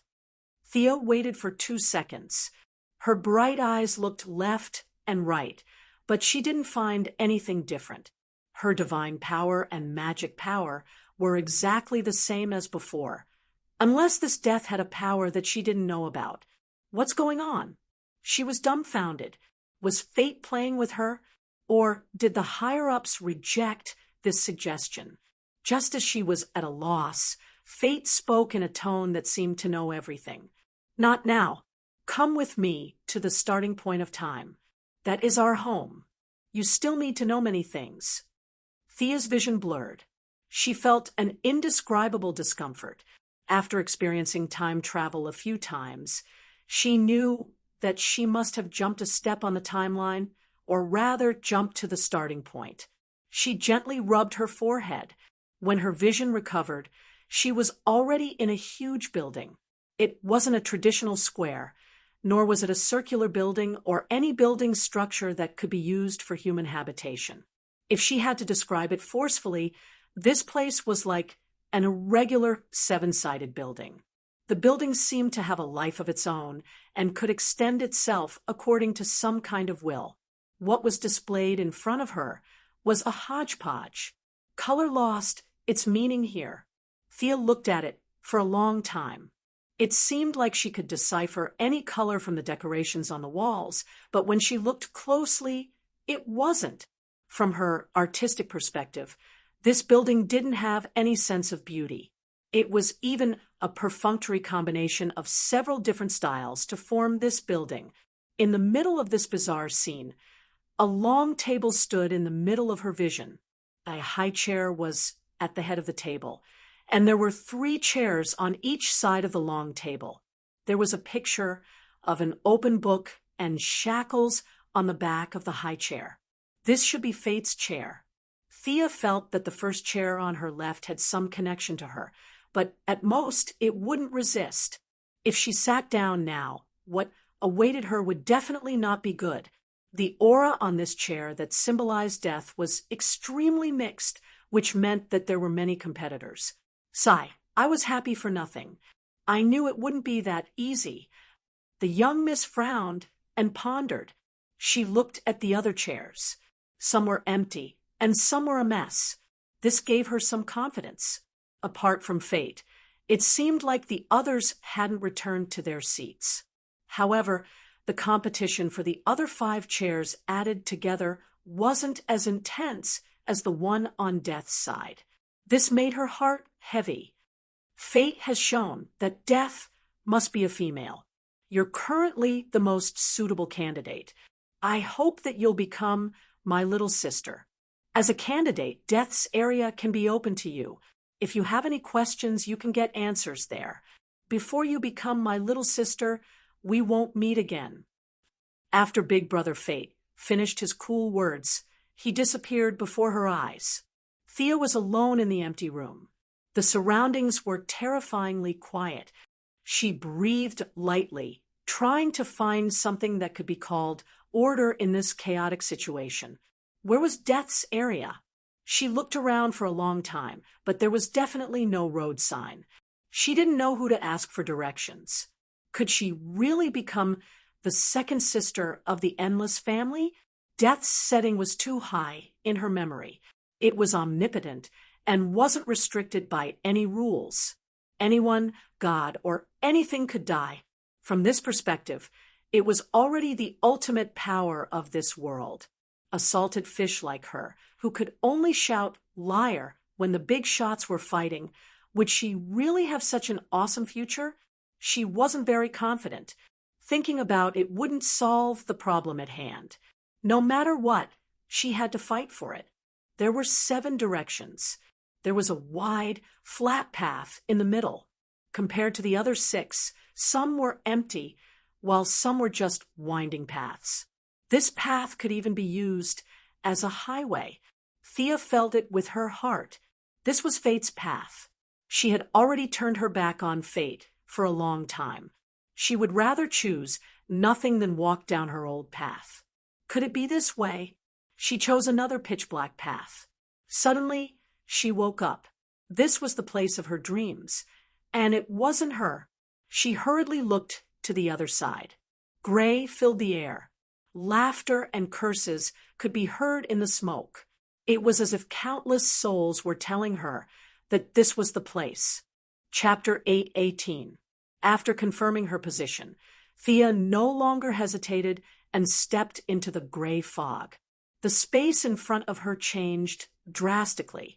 The spacious and simple hall immediately turned into a void where she couldn't see the sky or the ground.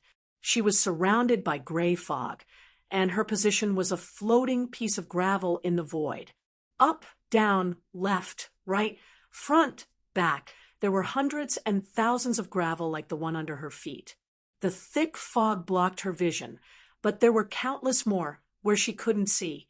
She looked around and didn't know where to go. This was a path that symbolized death. If she couldn't find the right path, then what awaited her was death. As a new god, she still had this knowledge. Here, it was a competition of understanding of death. The deeper the understanding, the better the path to the end. All roads lead to Rome. It was impossible here. There was only one truth. There was only one path that led to death. Damn it, I'm just a reserve. Do you have to make it so complicated? Thea couldn't help but curse. Fortunately, she didn't stick to good or evil. She changed her avatar to study souls. Her knowledge of death was much higher than that of a new god. Otherwise, wouldn't she have died here? Although the path ahead wasn't clear, she wasn't in a hopeless situation.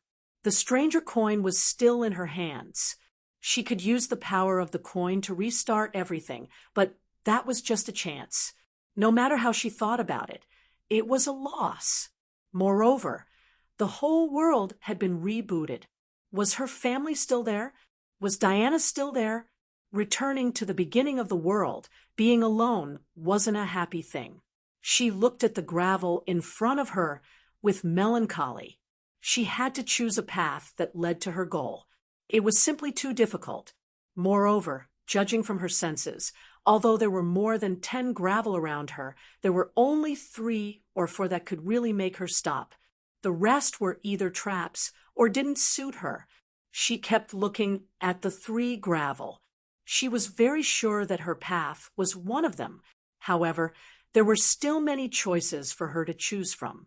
This made her very depressed. Could she send a clone to explore the path? Unfortunately, in the face of death, everything was equal. Humans and new gods were the same. She couldn't use many of her techniques, and her physical fitness was only slightly stronger than ordinary people. The consequence of flying in the air was falling into the void. He carefully thought about the description of the limitless clan in his memories. They transcended the world, and every single one of them had the strength of an overseer or anti-overseer. Big Brother Fate and Second Sister Death were powerful existences that surpassed this level. The end of all things. Thea sat cross-legged, her elbows supporting her head as she pondered. It seemed that she could only use this move. She made up her mind, and a colorless and transparent energy appeared in her hand. This was the prayers in her order scale. Back then, she had relied on it to connect with the vital origin. Now that she had reached a critical juncture, she felt that only the prayers would be able to guide her. He had helped the ordinary people so much, so the ordinary people should help him too. She was absolutely certain of this. Both of them were formed from the faith of the masses. From a certain perspective, the power of will shared some similarities with the limitless race. Which way should I go? Thea asked in her mind. The transparent energy was quickly consumed and finally pointed to a piece of rock. Ha ha! Thea wanted to laugh out loud. This piece of rock was one of the 3 pieces that she had been hesitating about. She didn't hesitate any longer. She quickly jumped onto the piece of gravel. Time had lost its meaning here. Thea kept moving forward without stopping. Everything was difficult at the beginning. There were many choices at the beginning, so she had to be careful and cautious. At the same time, she had to conserve the power of will. Who knew how long this path would be? She had to analyze every step she took. and then used the power of will to choose the correct path from the rocks that she had chosen. Although her speed was slow, she still had a 60 to 70% chance of reaching the end.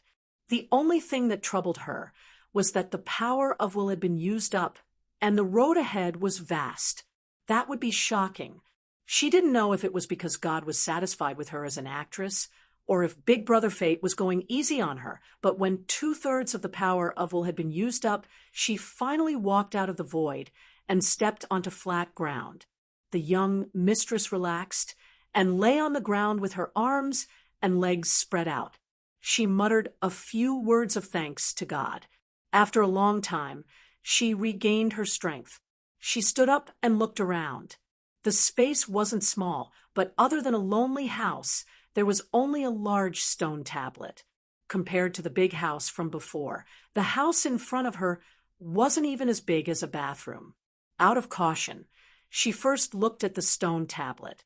It was as if it had been standing there since the beginning of the universe. It was a black stone made of unknown material, and there were some words on it.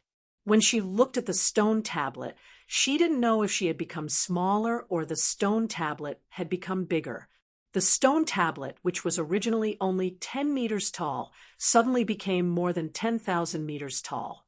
Fortunately, she had recovered all of her abilities after leaving the void, shattered area.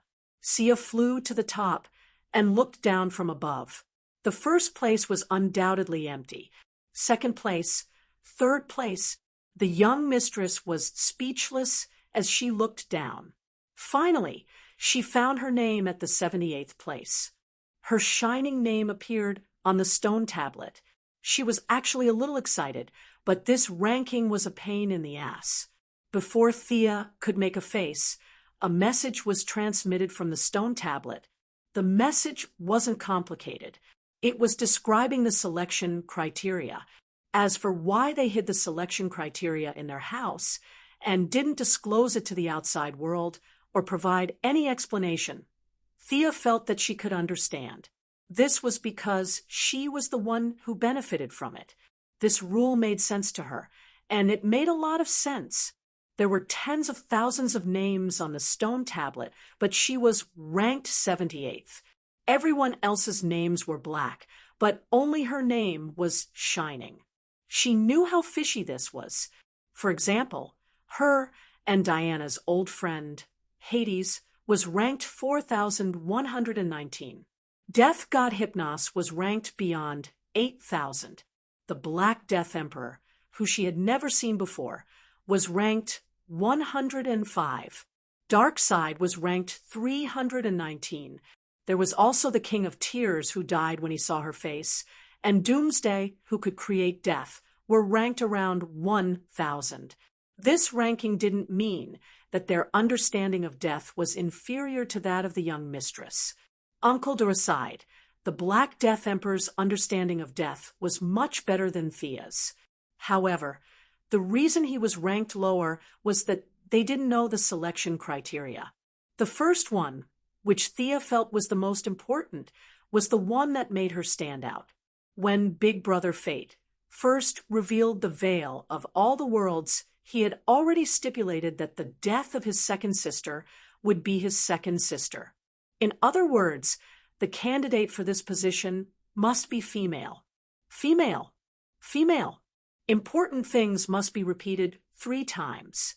Uncle the Black Death Emperor, and the others were eliminated from the beginning. It was useless no matter how deep their understanding of death was. Chapter 819. In terms of understanding of death, Thea estimated that no one could surpass the Black Death Emperor. After all, he existed at the beginning of life. The death of the Black Death Emperor was the death of all life before it was born. The second sister that Thea wanted to fight for represented the death at the beginning of the universe. The death of the Black Death Emperor could not affect the stone because the stone had no life. However, the second sister could, and the stone could also die. There was a huge gap between the two. Even so, the Black Death Emperor's understanding of death had reached the extreme, and she could not even scratch the surface of it. Without this female restriction, Thea would not have anything to do with the stone tablet and the small house. It could be said that Big Brother Fate was very cunning.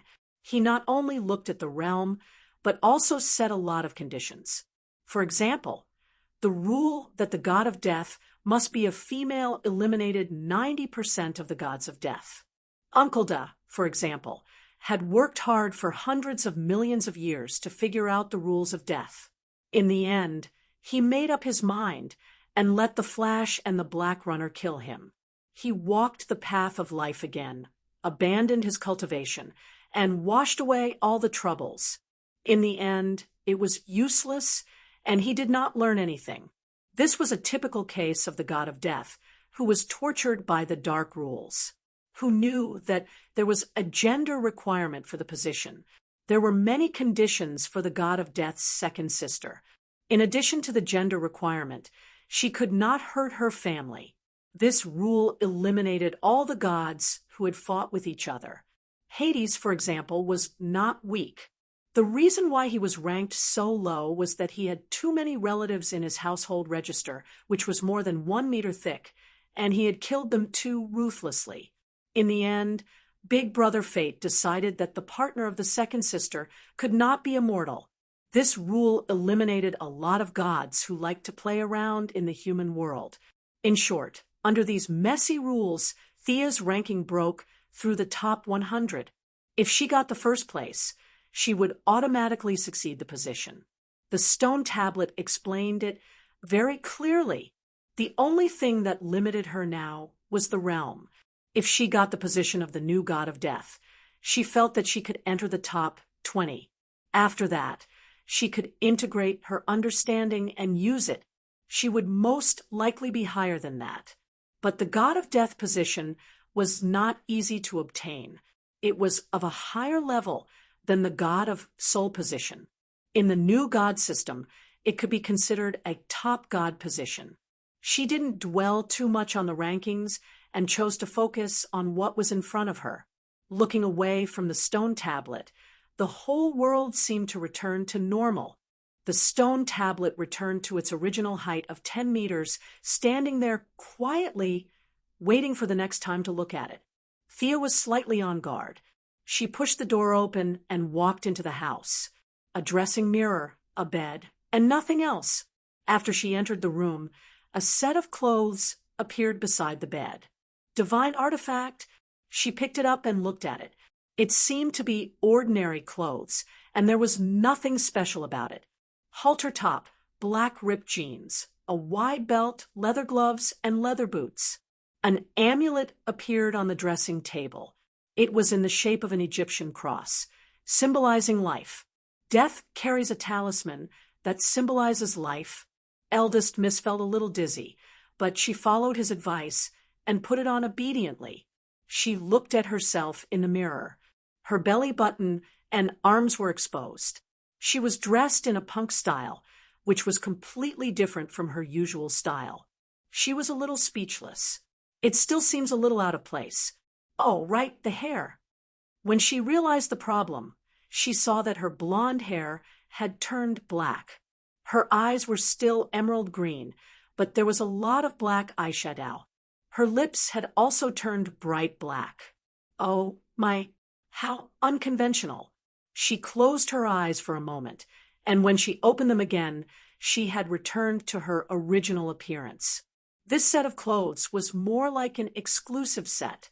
She could change into it with a thought and revert back to normal when she didn't want to. The only thing that couldn't be changed was the Anka amulet. Thea searched the house for a long time. There were no secret martial arts manuals, no cultivation notes, no words on the wall, and no divine artifact under the bed. She could only walk out of the house slowly. When she looked at the stone tablet again, she found that her ranking had risen by 1 place to 77th. It was not hard to guess that it had something to do with the amulet. If there were 3 or 4 competitors, this amulet would have to fight for a while. Now, she had benefited from it, death, but wearing the amulet that symbolized life. These two seemingly contradictory things were now combined. The amulet had given her a big hint. Finding death from life would be her mission for a long time in the future. This idea did not come from Thea's thinking. It suddenly appeared in her mind, as if she had known it for a long time. Could it be that the increase in ranking could also lead to the understanding of the realm? Without anyone to guide her, she could only guess blindly. I think I can rise by one place. Thea used up the remaining 1/3 of her willpower. The power of belief burned fiercely. Her ranking barely jumped by one place to 76th. Following that was another part of the understanding of death. After absorbing the new knowledge, Thea smiled. The willpower was effective. This made things easier.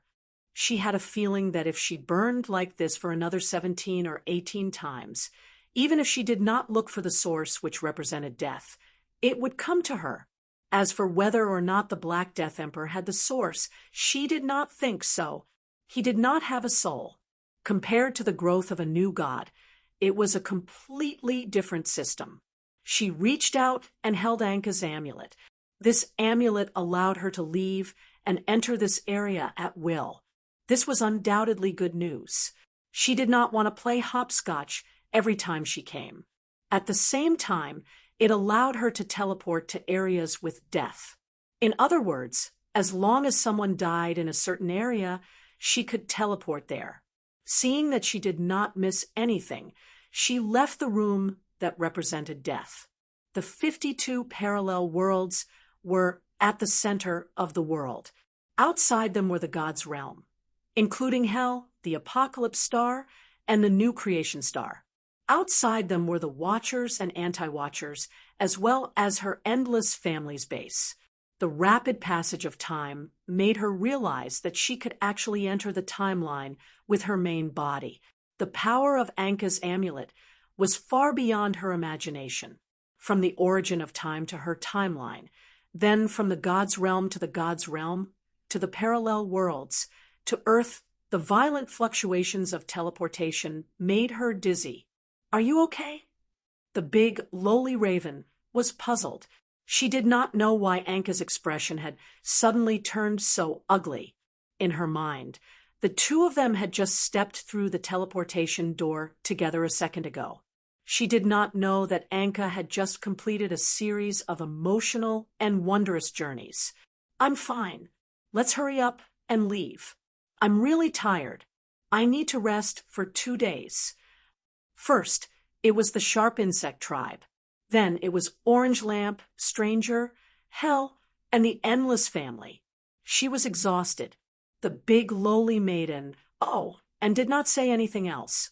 The two of them walked out of the teleportation formation. Their luck was good. This was Earth. Looking at the time, it was less than a month since they entered Hell. In reality, they had been slaughtering their way through Hell for at least half a year.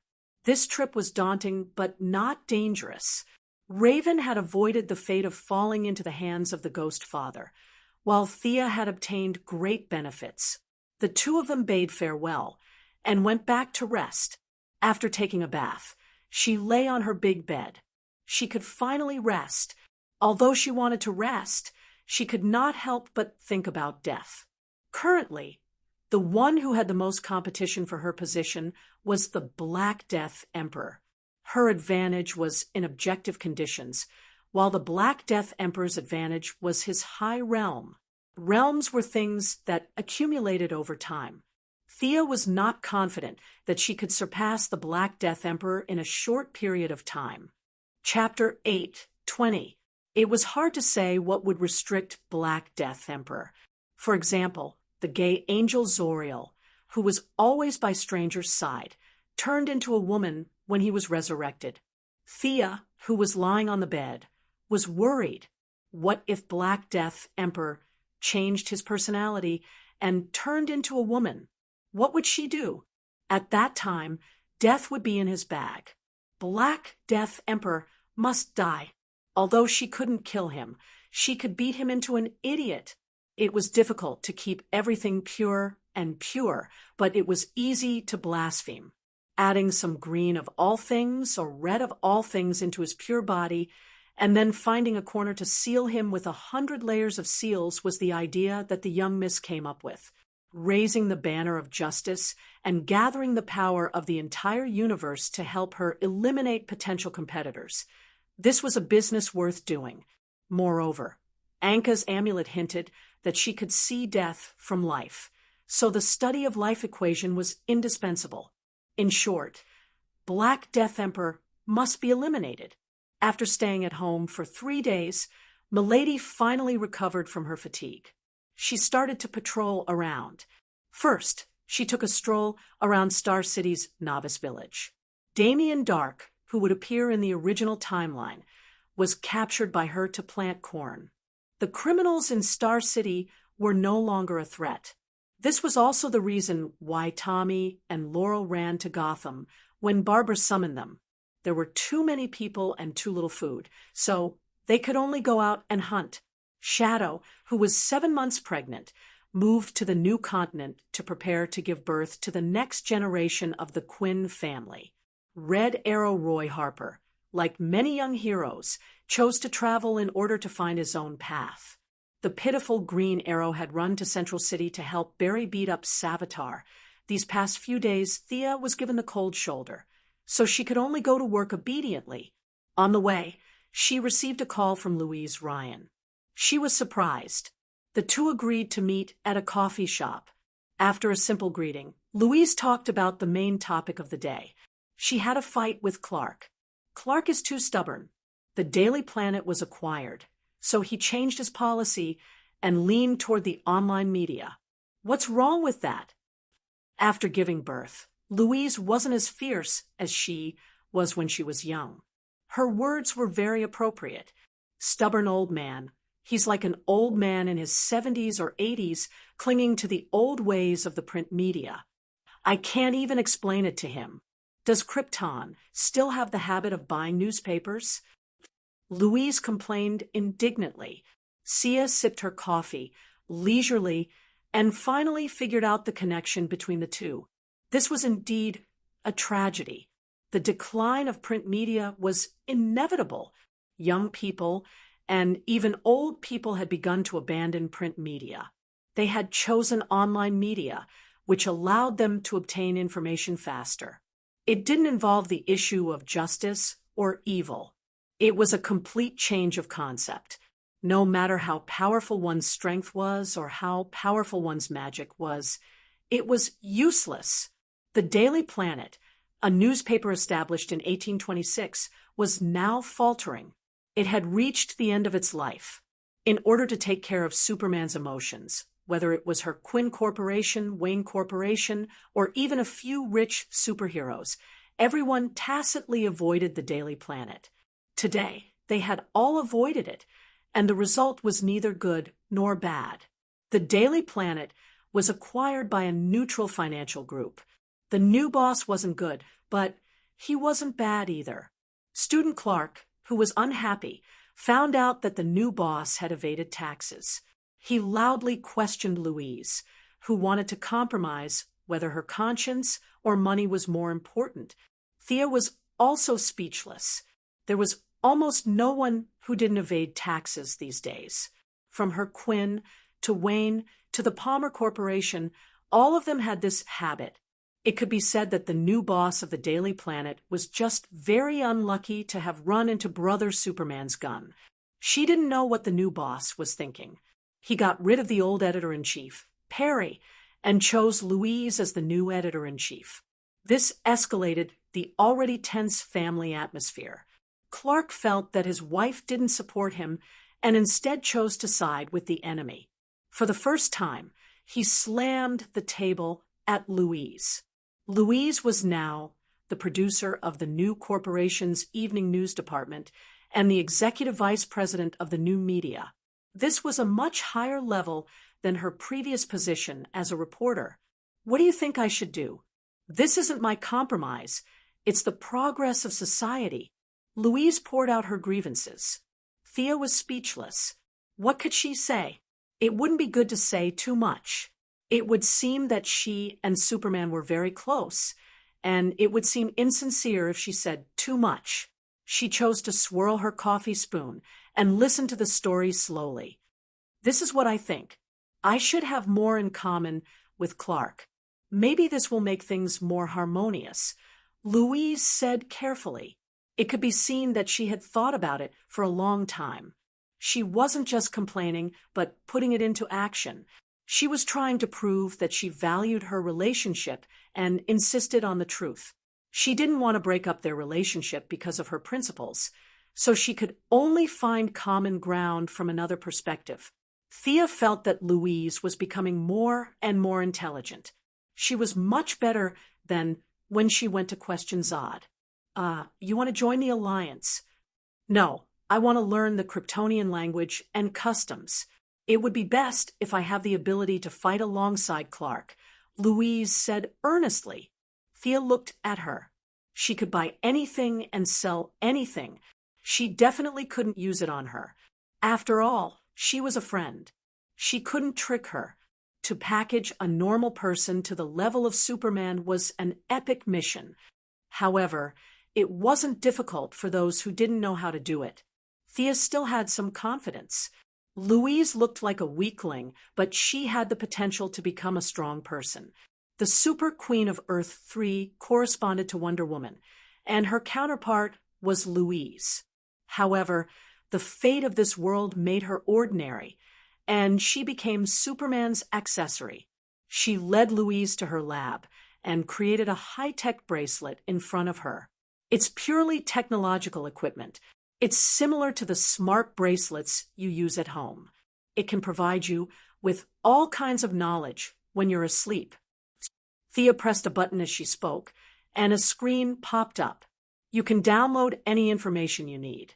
I've saved the Kryptonian language and customs and all the martial arts on Earth.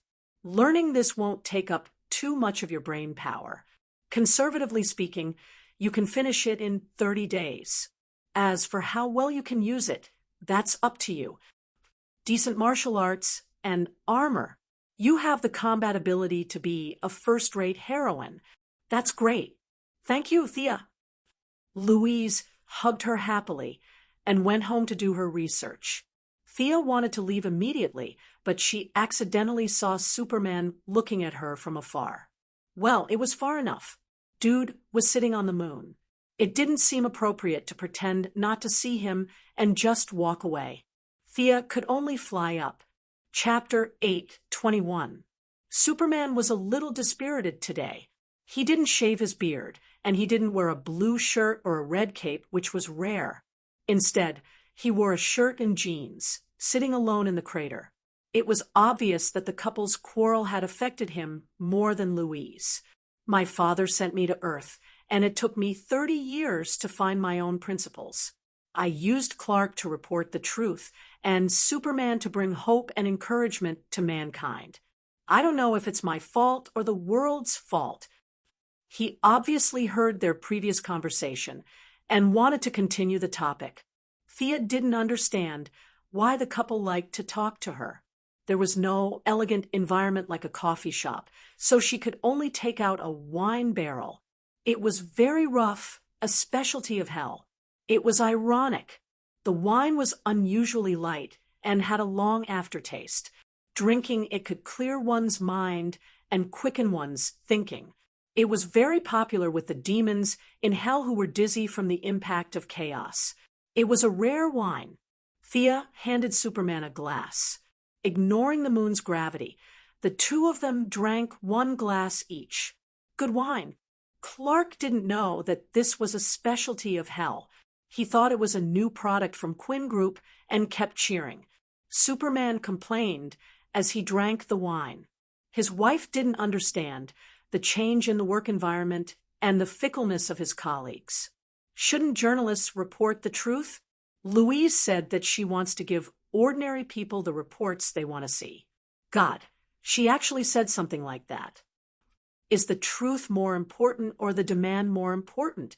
You and Diana are gods walking on Earth. Can you tell me the answer? Being called the god of the human world, the eldest Miss is still very happy.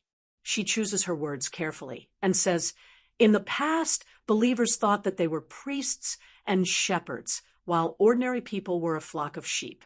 They naturally placed themselves in a high position." Superman frowned. "Now it's equal. Everyone has the right to pursue their interests." "That's right. The monopoly of knowledge has been broken. People have the right to choose. So," she dragged her voice, "why do you stubbornly think that people need your reports?" Superman was a little confused. Are the facts not important anymore? Thea finally had a new understanding of her stubbornness. "Let's talk about the priests later. There are bad people among them, but there are also some good people who are devout and virtuous, right?" Superman nodded. He had read a lot of human works. Many scientists were part-time priests. It could be said that they had contributed to the development of mankind. The ancient priests grasped knowledge and understood the world. They did not tell the world the truth directly, but guided it bit by bit. Today's superheroes were doing similar things to them. Could you tell ordinary people about Darkseid's brutality? Can you tell me how harsh the environment of the human universe is? The information won't be disclosed. Will you disclose the technology in the Fortress of Solitude? Would Batman reveal all the secrets he had? None of us will.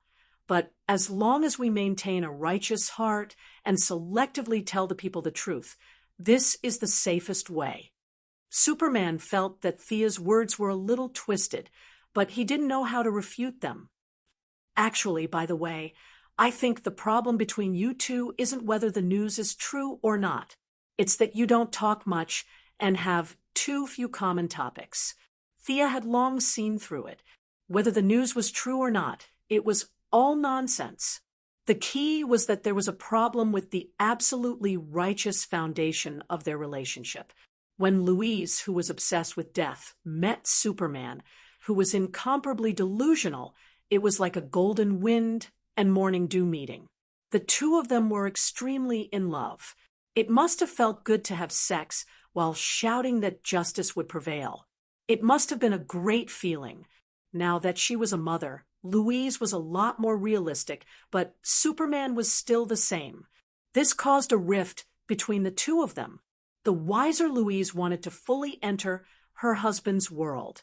She worked hard to learn all kinds of combat skills because she saw this. "Clark, I don't know what Joel said to you, but it's not right for you to divide yourself into two roles. Your so-called ordinary life is going to and from work day after day. Ordinary people don't live like that. You don't have any entertainment. Look at Kara. She's very happy now." Superman was dizzy. He followed her instructions and looked in Kara's direction with his supervision. He saw Kara in Nakaneel carrying all kinds of bags. Her face was a little ugly, and her tongue was almost sticking out. Lena was walking through countless shops in high spirits. She talked to Kara from time to time and asked for her opinion. Kara, who was exhausted from shopping, could only nod and shake her head to express her opinion. Lena didn't care. She dragged the dispirited Kara into another shop like she was dragging a dead dog. Superman looked at Thea with a strange expression. "Is this what you mean by happiness? Why do I feel like my little cousin is about to faint?" Thea also covered her face. They usually had a lot of fun. What a coincidence today. But she was very thick-skinned. She nodded. "Yes, living a normal life like an ordinary person and enjoying life. That's happiness. If you want to give people hope, then you have to be full of hope yourself. You have to experience all kinds of beauty in life and believe that everything will be fine. That's the problem." Superman was a little enlightened. "Everything will be fine. That's a good saying." Thea narrowed her eyes. "Next time I introduce you to the saint, you'll have a lot in common." She couldn't solve practical problems with words. She gave Superman a bracelet.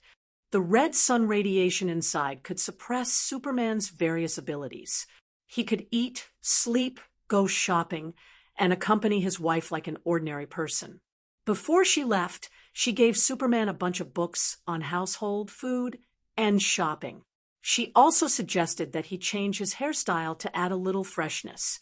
Superman's super-thinking ability was not a bluff. He finished reading a thick clothing guide and a whole year's worth of fashion magazines in less than 3 seconds. Thea asked a few questions casually, and Superman answered them fluently. Okay, with this professional knowledge, I'll be a good advisor when I go shopping with my wife in the future. Thea collected a lot of books on clothing, home decorations, lawn maintenance, and food. Superman flipped through them as if he had found a treasure. He flew back home, happily. Is this the knowledge of a house husband? The young lady was speechless. Although the method was a little unorthodox, it solved Superman's family crisis. This was a great thing. Back on Earth, she went to several places. The world was peaceful. Finally, she went to the vanishing point.